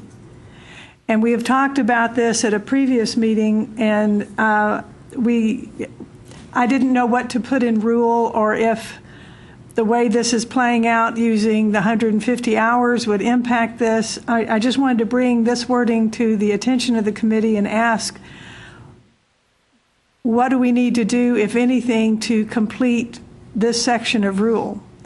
Again, we're looking at the student who has a TEOG at a two-year institution in fall 2014 or later, and then transfers into a university. is there any additional limit? Should there be a different limit for that person's eligibility for Texas grant than just the one who started and has been in Texas grant from the get-go? And what Lisa just said is 150 hours. That student is going to transfer into that four-year institution with certain number of hours toward their degree, which would then go toward the 150 attempted semester credit hours, would be my understanding of the current way. And that takes into consideration, I mean, to me, it kind of meets the objective of a transfer student shouldn't get the same number of years as a freshman who comes in. But if we have a limit of the 150 hours, I think that still limits it, but also provides access. So I think it meets, Does in my this opinion. paragraph need to be reworded in any way? Because we're talking about a formula from this committee. Is there a need for a formula if it's simply deferring to the 150 attempted almost hours? as if the 150 attempted credit hours would be the formula. That's the formula. I mean, I don't feel like you need anything extra. Yeah. Is this the hours that come from the two-year school that are accepted for the program? Yes. Or all hours Yes. attempted? Accepted toward the. Because that's all that regular shows study. up That's for all us you're gonna anyway. have. So whatever comes in, that's what we use to determine eligibility for everything else. Yes. I just wanted to make sure we weren't saying something that we had to look at, something Right. that we don't capture. Good point. I don't think so, no. So do we delete this part of this, or do we indicate that it is based on the 150 attempted hour limit? You could just add to the end of that sentence, which has been determined to be 150 hours. And I think that might give you some flexibility down the road if we decided we needed to change it for some reason. Okay, these rules will go to the board for January adoption, and so we have until September 22nd to make any additional changes. Yeah. So if there is a change in wording we want to this, now's the time. And what you're suggesting is that so that the number of years of eligibility, well, see, we're not talking about years, we're talking about hours. Yeah. I mean, I think it could be unless granted a hardship extension in accordance with Section 22.231 of this title, a transfer student somewhere it's 150 hours. So we need to use the same formula that we're doing for freshmen. So I don't know that you even want to mention the number of years of eligibility because. Right. Okay. Is that and it would be the same are as any transfer student coming into their institution. You wouldn't treat a transfer student with a TEOG any differently than you would treat another transfer student. Right. Okay, well, Lynn, it sounds like you have a good handle on what this is, and so you and I will work on finalizing this rule. But I thought that rule needed attention, and that helps. Thank you. So the next to last paragraph also has to do with the professional judgment being added in to allow you that authority. And then the very last paragraph on here talking about 22.234 was simply a clarification in rule. It previously, when it's talking about if a student, after you've awarded a student and they receive additional resources, it used to say that you didn't have to make any adjustments if after the award was made, if additional monies come in, and I made the suggestion to change it to if money is when the not just awarded, but when it's actually dispersed, like you do with all your other financial aid. So that's all that is just a clarifying point there. So that's Texas Grant. Anything else? Jane, did you have anything else? Well, I guess we haven't addressed the question of no grandfathering. Is everyone comfortable with the use of professional judgment to accommodate that? Yes. I guess one other question is, what do we do? What will we be tracking in our award history file? It has been the number of hours toward the 150. Well, the attempted hours will be tracked at the institutional level because we wouldn't track that. They track that anyway, Okay. I would assume. Yes. So we would continue to collect the number of hours paid for with Texas Grant, and so that if the student does get a hardship provision, you'll be able to track the 150 using our website? Is that what you're... That would be easy to do, to just continue to track the number of hours that were attempted while receiving the grant. We can continue to do that because y'all report that to us anyway. Are there any email questions or comments regarding that? Okay. The one who made the grandfathering comment, I wanted to make sure that they were addressed. Y'all ready to move to TEOG, or do you have anything else on Texas Grant? Okay, TEOG, if you'll pull up the preamble to TEOG. Thank you. You're so on spot. Okay.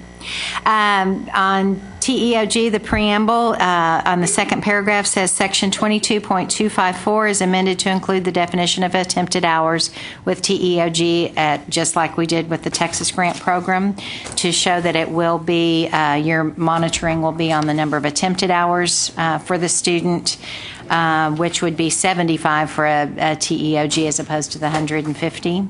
So it'd be 75 attempted semester credit hours. And then you will also be given the professional judgment, as in the second paragraph, that if you have a student who, since we wouldn't be grandfathering anyone, that if you have a student that this is a hardship for, you have the authority at the institutional level to make a professional judgment call in the event that they have exceeded 75 attempted semester hours, but you cannot go above the 75 hours while receiving the grant. That is a limit, just like on Texas Grant.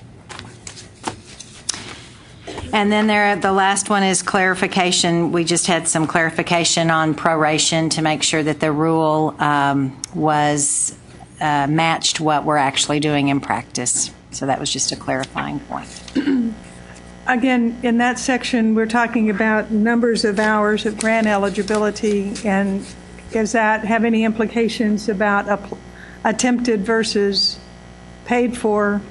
Do we need to be sensitive to that? Is that wording adequate to address that change?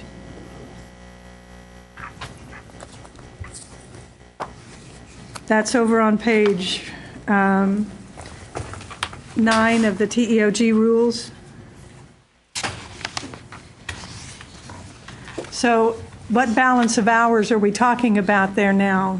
Is it the balance of attempted hours or the balance of paid for hours? And do we need to specify that in rule?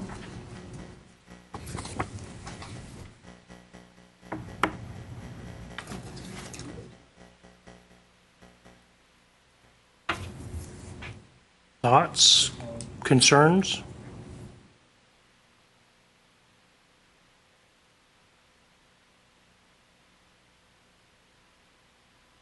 Lunch? Is okay? Okay. Are you okay with the current wording? Perfect. Okay. But if we get the question from the school as to if that's talking about attempted or paid for hours, how do we answer that?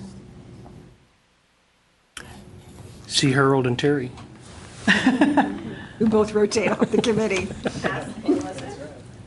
If we get the question of whether the balance of hours that's being prorated, on the basis of which things are being prorated, is that hours attempted? In other words, they've attempted 140 hours of the 150, and that's the 10 hours referred to, or is it 10 hours paid for, as it has been in the past?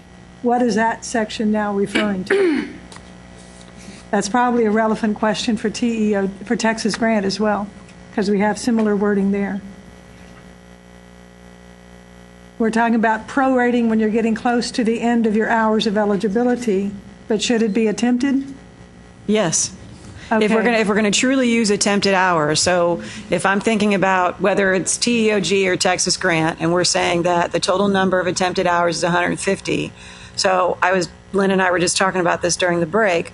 We have a process in place because it's a manual process, no question. So if we have students that we've awarded a renewal Texas Grant to, but they're close to the 150 paid hours right now or the years that are in place right now, we put a hold out there on their disbursement. once grades roll in spring and we look at who's still eligible for Texas grant, we go in and look at all of those students, prorate where necessary or take away where necessary. So I would imagine that process isn't going to change. It's just going to be based on total attempted hours as opposed to attempted and paid hours. Okay, I so don't we see where that would be probably any ought to revise those sections to refer to attempted hours as opposed to Yes. leaving it unspecified. If we're gonna truly use attempted hours, we need to be very specific because it's going to be a change for everybody. So we want to make sure everybody understands how to calculate that. Then that's a change that will make both in Texas Grant and TEOG. Thank you. Oh, the one other thing that is in the preamble is a little placekeeper for an allocation section. And the Negotiated Rulemaking Committee did not reach consensus for TEOG, and so at this point in time, we still do not have rules for allocation. And unless some unexpected, well, it'd be nice if something occurred or developed before the 22nd of September, but it's very possible this will go forward without that, or we'll see. But it will be added if we have rules in place or adopted or proposed by September 22nd. Monday. By Monday. Is that this Monday? Wow. Really? That's Monday. Okay. Okay, and the last one, the TEG, if you'll bring up. Could I interrupt real Sure. quick there? At this point, I'd like to turn the meeting over to Lisa. It's been a great year. Thank you. It's been a lot of fun. Thanks, Marcus. Take care. Safe flight. Yay, Marcus. So- Good job. Talk to you soon. Thanks. Bye. Take care. Get back to Lubbock and work with that football team. Wow. I'm worried. Okay. Okay, on the rule changes for the TEG program, many of these were just cleanup, clarification type changes in the rules that I think we worked very closely with ICUT to come up with these changes. The first one is there was a concern that we use the same terminology with TEG that we do with Texas Grant for initial year awards and renewal or continuation awards. And it was requested, because there are some differences in the way initial and renewal are handled in TEG than they are in Texas Grant or TEOG, that we change the terminology to be replaced with first award and subsequent awards. So that's just a minor little change there. The next change was to identify the circumstances under which students of a branch campus of an institution would be eligible for a TEG. And I believe we've already addressed that in a Q&A, but we wanted to be just as clear in the rules as so that it is available in rule. The third change was, and I'm basically just reading these, but the third paragraph is to apply to communications with students in the event of an accrediting agency places an institution on probation, what an institution has to do in that case in communicating to students. Several changes in here were to remove redundant language regarding required reports, and I believe there's another one that was removing redundant language. The next paragraph that is highlighted is still uncertain. I don't know, Jane, if you want to address that a little bit more. Yeah, there was a provision in Senate Bill 215 that addresses compliance monitoring, and the wording is somewhat uncertain as to the ability in the future of the independent institutions in Texas, TEG, using their internal auditors. We have our internal auditor is in the process of contacting the state auditor's office to get clarification on that, and we'll make the rule change if necessary. We're hoping that the conclusion will be that using your internal auditor, who is reporting to a totally different chain of command than the financial aid office, will continue to be okay. But we'll get this sorted out, we hope, before these rules go forward. Okay, the next paragraph it concerns just clarification in the wording to address the eligibility of a non-resident national merit finalist as far as the scholarship amount that they have to be receiving, I believe. The next was additional clarification concerning the requirement that if a student is working in a degree leading to licensure to preach or a career in church work, that was clarified a little bit to be a little bit more specific. The next change was to address determining tuition differentials at the private institutions for comparing it to, I guess, institutions that are now doing the fixed rate tuition. Well, there's a policy, a section in TEG statute that indicates that the amount of an award that a student who can receive a TEG cannot be paying less than the normal rate. And they're now, of course, that was written in 1971 before fixed rate plans existed. And this will indicate that normal for that group of students, so similarly situated students, would be the context for that requirement. So a person who came in on a fixed tuition rate but then got a waiver of tuition for some reason, that person would not be able to get TEG. But if they were getting the same tuition rate as others who came in at that time, that would not be a problem.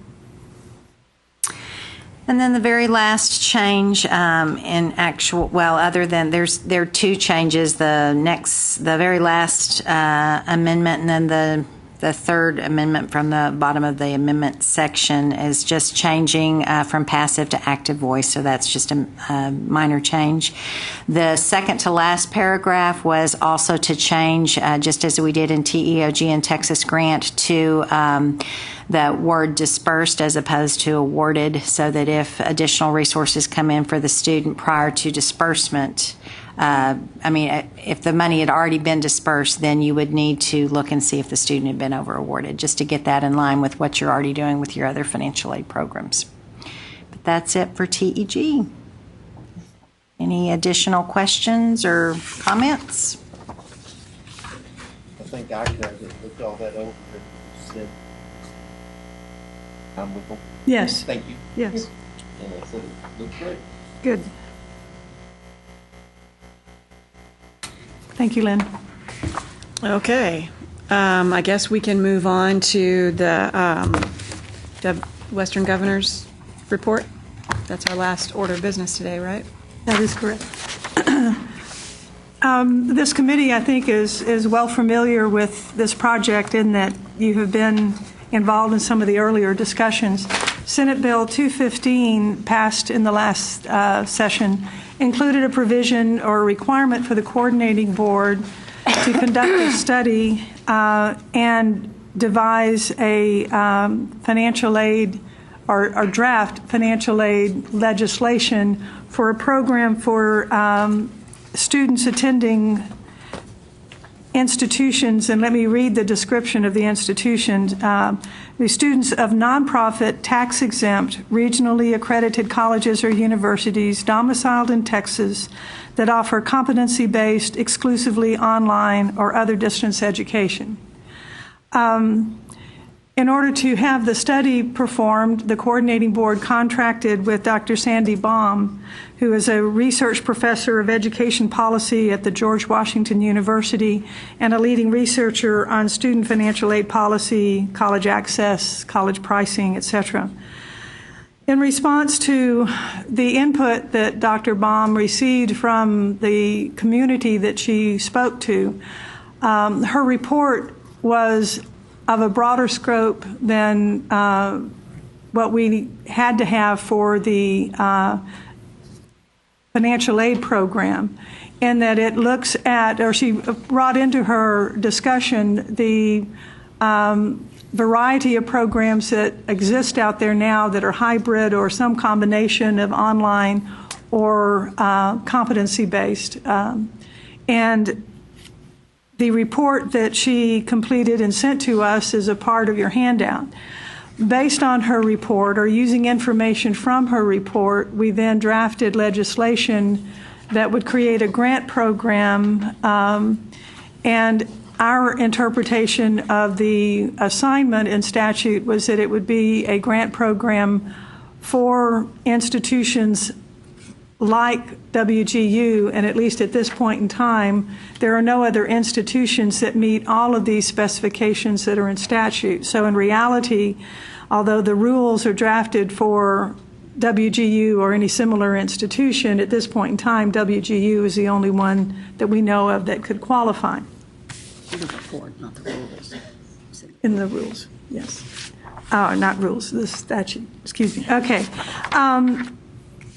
I hope you've had a chance. I realize this got to you very late yesterday afternoon, and that was in part because this has been an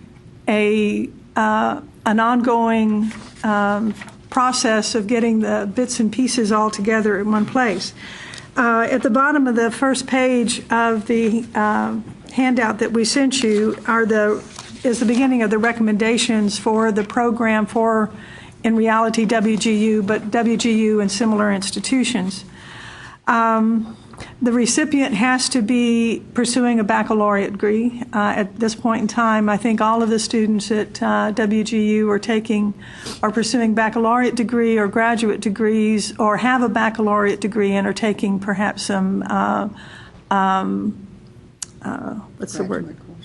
Pardon? Graduate. Well, graduate certificate programs. Finally, I found the word. We have them meeting, as all of our programs do, the residency requirement. Dr. Baum has suggested having Pell Grant eligibility as a requirement because that is kind of a shortcut to getting to the neediest students. And then finally, a financial need requirement that has been defined as direct educational cost, less expected family contribution, and Pell. So a student who meets those requirements would be able to get into the program. Now, as I think most of you learned from some of the discussions that we've had, the students that we're talking about at WGU are enrolled in competency-based education, which are relatively self-paced. For a flat rate, the student registers for a term and can enroll in any number of competencies that they feel they're capable of completing in that amount of time. The information that we've seen online and so forth for WGU indicates that the average graduation rate for students going after bachelor's degrees there is in the 2 to 2.5 year range. So you'll look, when you see what we have here, they're from a traditional standpoint look fairly severe, but from the content or context of WGU is really where you need to look at them. So after receiving the first award in the program, the recipient, to get a renewal award, will need to complete 15 competency units in the prior term. Now, these are typically 6-week terms, or 6-month terms, excuse me. The person's eligibility for a grant ends at the first of the following. They either receive a baccalaureate degree, they take on the 4th anniversary of their initial award. If they started this, their first grant was awarded when they had fewer than 60 hours of the equivalent of not 60 hours, but 60 competency units. Or the 2nd anniversary, if at the time they received their first award, they had the equivalent of at least 60 competency units. And then no award is to go to a student in excess of their need or the program maximum. The program maximum, by the way, is being set in a manner very similar to TEG. It is based on the appropriation per student at public senior institutions during the prior biennium. At this point in time, this report and draft rules will go forward to the Committee on Affordability, Accountability, and Planning, which meets on September the 24th. The report is due to the legislature by October 1st, so almost immediately after that, or very soon after that meeting, it will be forwarded to the legislature, and then it will go to the board. I'm sorry, Linda Battles is in our audience, and I now have gone blank as to whether it will go to the board or not. We're asking the committee to provide the board chair, the board vice chair, and the chair of the committee authorization to approve the final report to go on to the legislature in the event that there are additional changes between the committee meeting and October 1. Okay. So I did want to mention that we heard some concerns from representatives from the independent colleges and universities of Texas regarding the recommendation, the ultimate recommendation that we're making.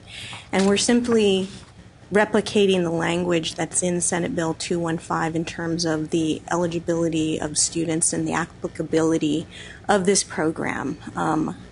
And so I just wanted to make that point that we're trying to follow the language in the statute in terms of the recommendation, but we felt that Sandy, Dr. Baum, did a great job in taking that more global approach to developing this type of program for encouraging institutions to offer competency-based education and trying to cover those students that would be enrolled in those types. So if the state does decide ultimately whatever the state wants to do, the state legislature wants to do next session, they will have the foundation for creating such a program and extending it beyond WGU or other similar institutions. We also have in here, again, this is a draft, it's going to depend what our board does, but we would like to make sure that the legislature is adequately funding Texas grants, TEOG, and TEG before venturing off and expanding this type of program. I think if it's done in the way that the coordinating board staff have recommended, it will be relatively a low-cost fiscal note. And I think we calculated at, I'm trying to remember, Jane. Dr. Baum had an estimate of $7 million in her study, but I don't know that we revised that number based on the recommendations, but we can do that. So, compared to the funding that's available at Texas Grants and TEOG and TEG, is relatively lower. But this is where we're at right now. And again, we wanted to make sure that we provided the legislature with Dr. Baum's assessment and recommendations so that they had that in place, but they also had the coordinating board staff's recommendation in accordance with the language in Senate Bill 215. Thank you. One of the things that came up in the discussions was the ability of institutions, traditional institutions that are venturing into competency-based type education courses, to use our current programs to make awards to those students. And I know Texas Grant, well, one of the things that's fairly unique about WGU is that its average student age is in the 36 range. So obviously Texas Grant, with its entering undergraduate within 16 months of high school graduation, doesn't get there. TEG, though, doesn't have that kind of a limitation of recent high school graduation, or in fact you could get your first TEG as a senior in college, correct? So there's not a timeline there. So for the independent institutions, there's probably a fair amount of opportunity if students in these programs can be determined to meet program requirements that they could get a TEG. TEOG still has an entering undergraduate first-time award requirement, but they could be an entering undergraduate at age 35 and TEOG could perhaps accommodate that. So there may be some flexibility in these programs that we can explore if that's of interest. And so just wanted to get that on the table. It may be a subject for discussion by this committee at a later time, or a subcommittee that if you had one that wanted to get into it. Obviously, our TEG rules and everything are in the old traditional semester credit hours, but if these courses are already being mapped to credit hours, that might be accommodated. So just give that some thought, and we can see if in our current programs we can accomplish any of that. We have a guest who would like to speak. Okay.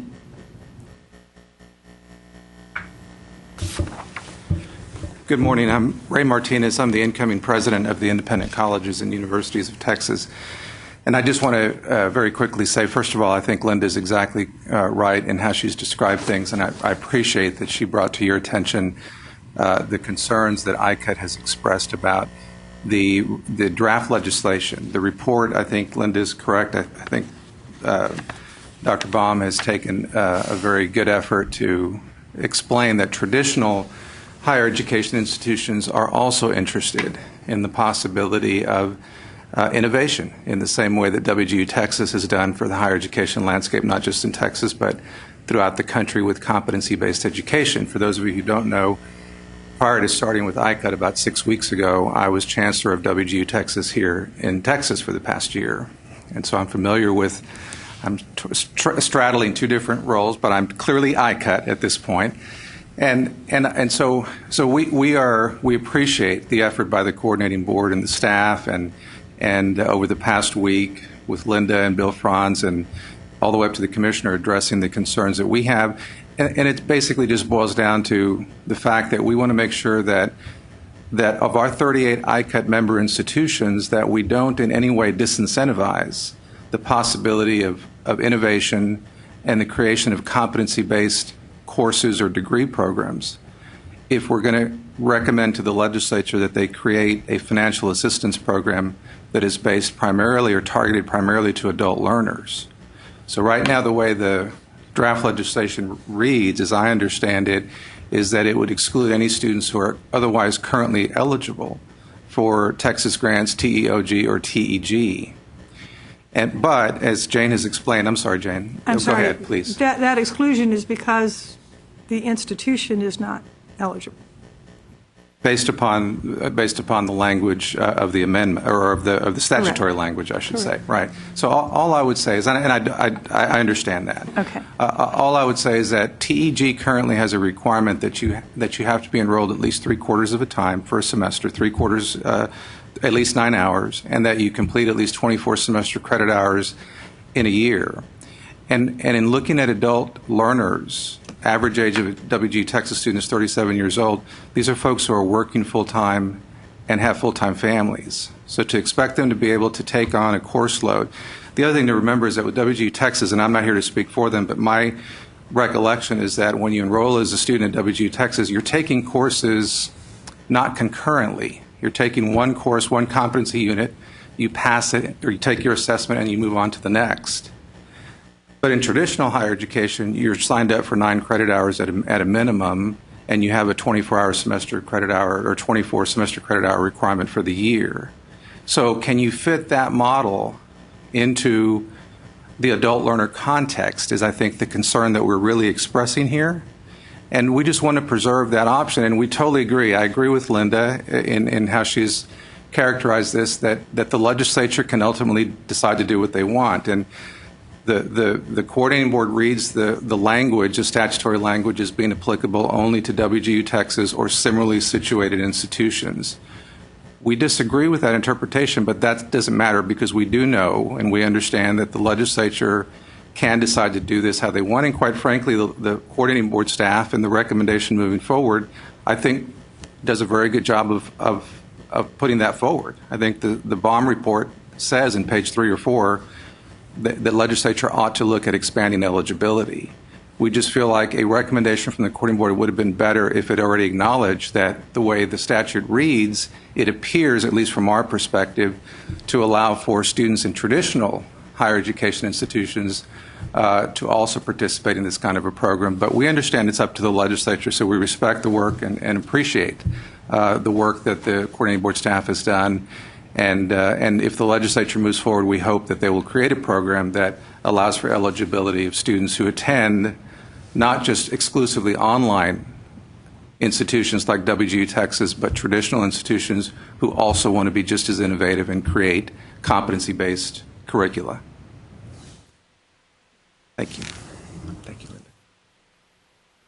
Linda. I had a couple of things reading through what the recipient must be. I mean, I'm not sure what the requirements are at WGU or another online school like that as far as their admissions policies and that kind of thing. But coming from a community college perspective, things that we've come up against when trying to help students, one of the things is undocumented students. If they're meeting the requirement to be classified as a Texas resident, they wouldn't be Pell eligible. So it would leave them out. Would we have undocumented students trying to go through these programs? Is this that we're missing a group, or was that even part of it? The other thing is they must be receiving a federal Pell Grant. Well, coming from a community college, we have students that have a 1,200% Pell LEU. They may still have a 0 EFC, but they're not getting any Pell Grant. They're not addressed in this at all. I'm sorry, put that in plain English. Pell Grant eligibility, the 6-year limit, lifetime Pell Grant limit. LEUs. They could be eligible for a Pell Grant. They could have a 0 EFC, but if they've already had 600% of a Pell Grant, they're not Pell eligible, so they wouldn't receive any Pell Grant. So those are two things that are kind of left out of the evaluation process as I read it. And I could be oversimplifying things because I'm not sure what the requirements are in their admitting process and that kind of thing. We may just want to look at whether Pell is not the only determining factor about whether a student is going to be needy. Correct. So I think that's, and there are some students that have exceeded their Pell eligibility. I'm not sure how that would translate at WGU, or an institution like that. So we may want to consider another way to say that they're needy. Why does it have to be Pell eligible? Well, the Pell eligible angle is a direct lift from Dr. Baum's report. And I think it had two parts to it. One was, again, targeting the neediest students.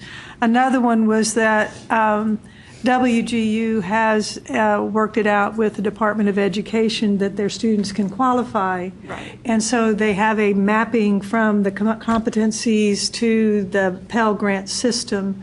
And part of her concern in her report is for us not to have to create a new mapping system or other kind of system for moving from these innovative units to our traditional units, since that may be a changing thing in the near future. So those were both of those were considerations in her recommending the Pell Grant as an angle.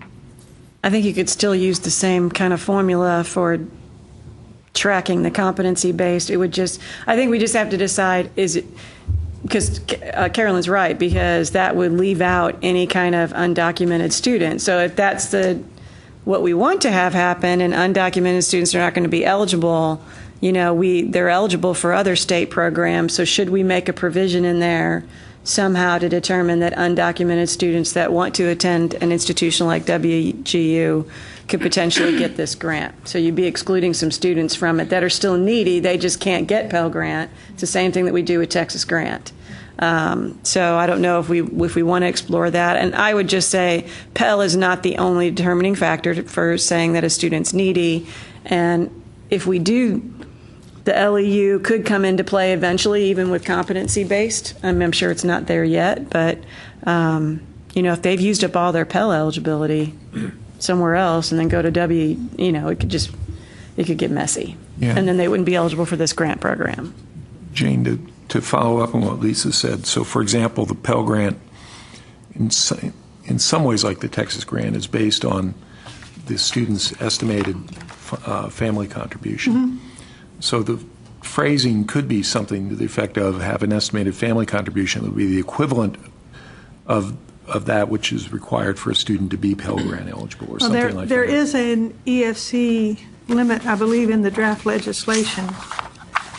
We did not reproduce all of the aspects. Yes, the limit on page 5. Thank you. Well, that's her report as opposed to the rules. Oh, okay. Already there. It's 5157.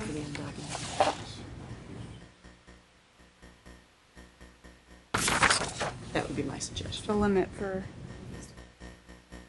I thought we had it in the rules, but we do not. Or not in the rules, but in the draft statute. There was discussion. She had suggested that a lower EFC cap, for instance, could be used to narrow the focus even tighter than Pell Grant recipients.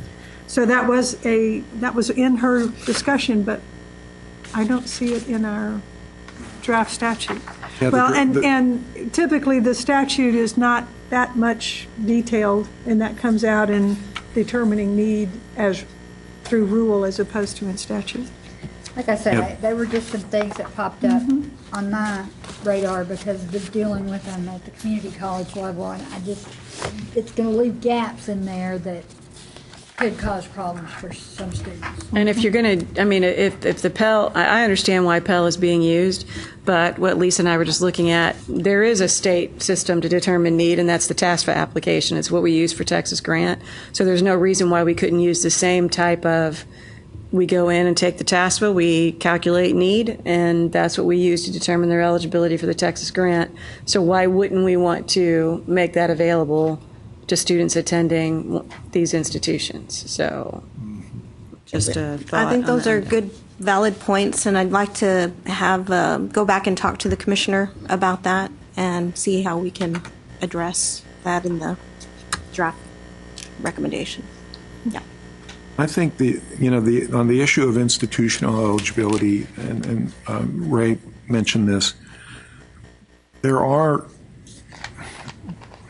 while we've been slow in coming to the table, there are increasingly a number of institutions that are trying to begin to get into doing a very high-quality job of both competency-based and online education, both for their students who are enrolled in brick-and-mortar classes, but also to reach out to other students. And this, it's growing, I think, and I think it's going to, within another couple, 3 years, we could easily see some very traditional institutions going into this very big time as a way to deliver education to students who can't come to Austin or can't go to Lubbock or to San Antonio or someplace like that. And I think the reports mentioning of trying to make this more inclusive is there may really be something to that. It's hard to make the case for it today, but I'm not so sure that 6 or 8 or 10 months from now it won't be easier to make that case. So. Okay. If I can, I'm sorry, I do want to, along the same lines that Tom just pointed out, I want to make sure that I correct what I just said based on a conversation I just had with Bill Franz. In the proposed language, legislative language that you all have attached to the BOM report, let me take a step back. In page 3 of the BOM report, it says that TCBEG, which is the name of the proposed program, would serve students at institutions not eligible to participate in the Texas Grant TEOG or TEG programs. So it would exclude students, right, that are I'm speaking for ICUT now, that would attend ICUT member institutions.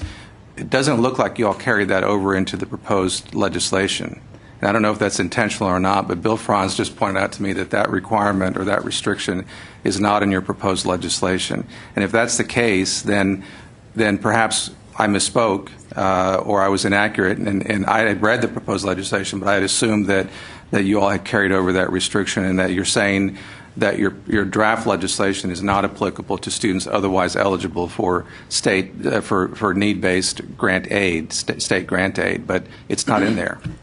Well, I think we're miscommunicating the draft language, and Linda, feel free to correct me if I say this incorrectly, but the draft language is for WGU and similar institutions with exclusively online or distance ed courses. So again, at this point in time, it's only WGU. Right. Okay. Mm-hmm. It was this paragraph in her study that made us start thinking, well, is there any way, or what would it take for our traditional grant programs to be able to accommodate this kind of innovation? Right. And so I don't think, this is now, and it may well be a decision to leave it that way, but I think that if there are discussions that this group wants to initiate as to how current programs could be either amended by rule or statute to have the flexibility to allow a certain percentage of their money to be used for this kind of innovation, that's certainly a feasible future for us. I appreciate that clarification. That helps a lot. And no, as ICUT is not coming and asking for any or recommending amending TEG in any particular way. We are reacting to the same statutory language that you all have in front of you, and that's what I'm speaking to or addressing in this meeting, and as I have in previous meetings as well. Just to be clear about that. But it could be a very interesting discussion to look at our current programs and try to determine what it would take to add that flexibility so that an institution who wanted to use part of its TEOG or Texas Grant or TEG for that purpose, what it would take to enable that to happen. Right. And we just haven't gone into that. I have one other question on in the proposed legislation on page 11, toward the bottom, when it lists the requirements for eligibility for a grant, talks about the student needing to be a resident of this state. How will we confirm that for students involved in online education? I mean, they might be in another country, they might be a resident of another state. Will this create, does WGU or do these sorts of institutions get asked for some sort of documentation to say, well, Tom is a resident of Texas or Tom isn't a resident of Texas? I know there are clear guidelines, but how do we actually confirm that folks meet those guidelines? Ray, yes, excuse me, would you know if WGU has physical locations for the people enrolled in their institute, in their program? Well, WGU charges a flat rate, as you pointed out, for a 6-month term, and here I am putting on the WGU hat, and that's a little dangerous since I'm no longer with them. But as my recollection is that there's really not a need to answer the residency question. It's a flat rate tuition that's charged no matter where you're enrolled. Texas, Indiana, any of our state-branded WGU Texas states. See, of course, that's true for TEG, but we still require that as a requirement for getting that award. Yes, yeah. The private institutions generally don't care. Yeah. But as my impression is that the legislature definitely does care who is receiving these resources. And so that may be one of the challenges, is figuring out how to identify whether this person is a Texas resident or not. But I think in order for WGU to get the funding, though, they're going to have to come up with a way to determine residency for Texas, because the money needs to go to Texas residents. Yeah. So in my opinion, that's just going to be a new requirement for the new grant program, that WGU or other institutions are going to have to provide that documentation to support that, just like we do. At the very least, it shouldn't go to Indiana residents. Other states maybe, but not Indiana. I have a question. So, are you eligible to assuming this were to happen, are you eligible because you are a student who is in a program that is competency-based, or because you attend an institution that is entirely competency-based? Institution. At this point in time, the Okay. institution is fully. Okay. Yes. And so when it talks about allocating funds based on eligible FTEs, that's for the whole competency-based institution at this point, right? Not just... Right. And at this point in time, that would be one institution. And So is there's- there a pathway maybe for it to be open to associate's degrees in addition to bachelor's, and also to competency-based units within a larger institution, or is that just way down the line? Well, I think that'd be down the line. Dr. Baum's report certainly addressed some of those alternatives. But the reality right now is WGU is a bachelor's degree or higher. And so it is not immediately coming into play. I have another, I'm a student, I don't know all these things question. So Texas A&M, I know recently, or in the past year or so, they have I think it's a competency-based associates, right? And applied leadership, but I know it's a public institution, and so I know that this is geared towards private. But are students in that program eligible for Texas, well, I guess it'd be Texas grants? Because that's a competency-based program. At this point in time, Texas Grant is limited to people enrolled in bachelor's degrees starting this fall. So, but they're at a 4-year institution if they're at Texas A&M, and is it a bachelor's? Yes. It's a bachelor's Texas degree. A&M That's a Commerce bachelor's. and South Texas College. It's a baccalaureate in organizational leadership. So it is a bachelor's. So I guess I'm still asking the same question. Are those students eligible for Texas grants, or would this, in a public institution format, be the kind of program that would support them? Because if we're thinking about more of those programs eventually developing, I'm just trying to figure out where they fit, where those students go for aid. I think this is specifically designed for an institution like WGU. I think what we're going to have to look at in the future, if we as public institutions or the ICUT institutions want to venture in more into competency-based, we're going to have to figure out how our current state programs can support that. In other words, the rules are going to have to change to suggest, okay, if you have a competency-based program, you can allocate 2% of your Texas grant to that program, and then they have to meet these requirements in order to get that grant. So to me, that would be, this specific statute is saying that we have to create some kind of grant program. Mm-hmm. Our current grant programs can't go to WGU. Correct. But this is a new grant program just for that type of institution. That's the way I interpreted what we're trying to do. So this is really a niche solution for WGUs and others that are like it. Right. Correct.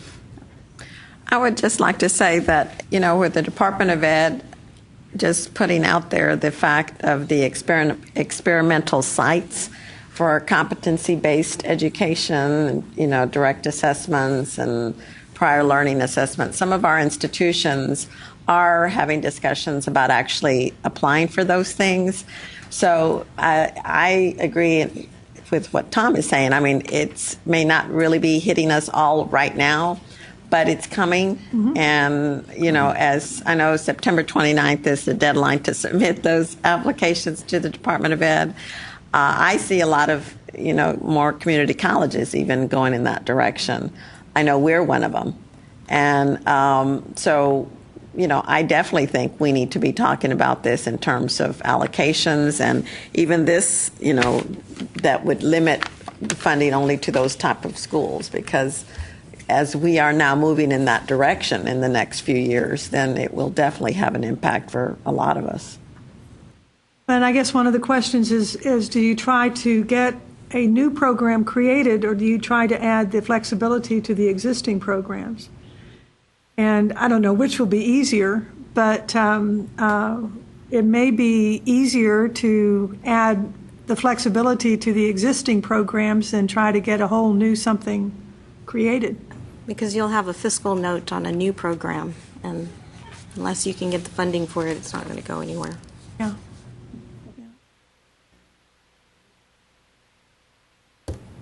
Any other questions or discussion? So are we going to find out, are we going to stick with Pell eligibility? Are we going to explore anything with undocumented students? We're going to take some time to meet with the commissioner this week to see if we need to modify that for next week's meeting with our board. And we will report back to this committee on what that decision is. Okay. And, you know, again, there's an opportunity for anybody who wants to comment, provide testimony before our board committee next week. We have online procedures and sign up 24 hours in advance and be happy to hear from anybody. But we should hopefully by the end of the week, I'm hoping to get something back from the commissioner. And then we'll resend or repost up on our website a new, and we'll indicate what changes we make. And we'll certainly get the word out to you. Great. Thank you. Thank you. Okay, so that concludes like all the specific agenda items that we had. Is there any outstanding old business that we forgot about or we need to talk about today? Or at least get ready to talk about it next time? It would be good to try to pick a date. Yeah, I know. I've got that next new business to get ready for next time. Okay. Yeah. Okay, so we normally meet in December. Is that what we're looking at, Jane? Is that when we normally meet? Do we want to try to shoot for what have we been doing, like the second week? Is that what we've been doing? Second week of the month?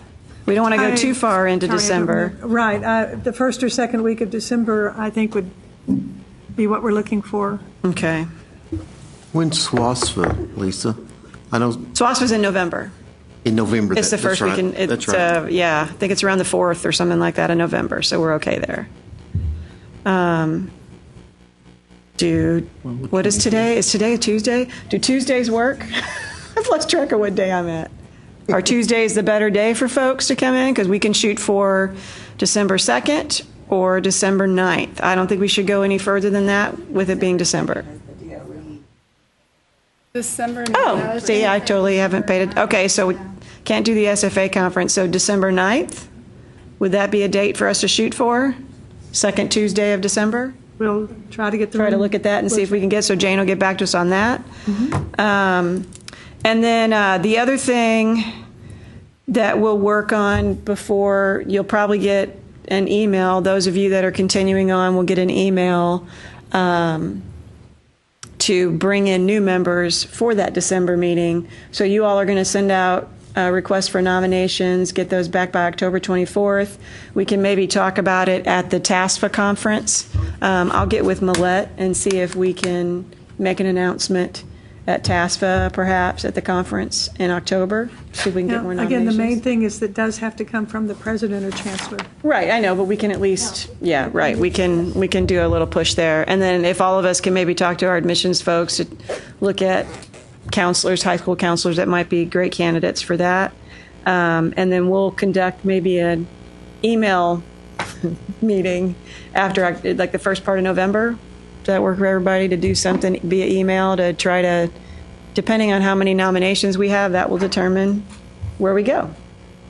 That work for everybody? Let's see. I think that, is there anything else? So we have folks rotating, this is their last meeting, right? Correct. So that would be Terry and Harold.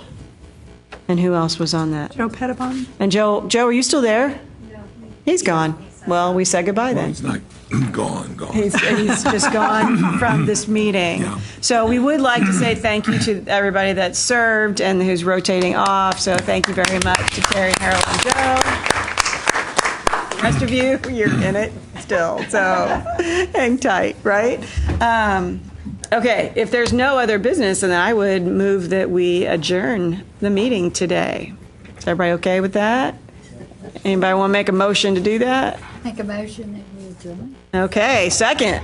Terry seconds. All right. Then we are adjourned for this meeting, and we'll get emails out to everybody on the next meeting as well as what we're going to do for the new members.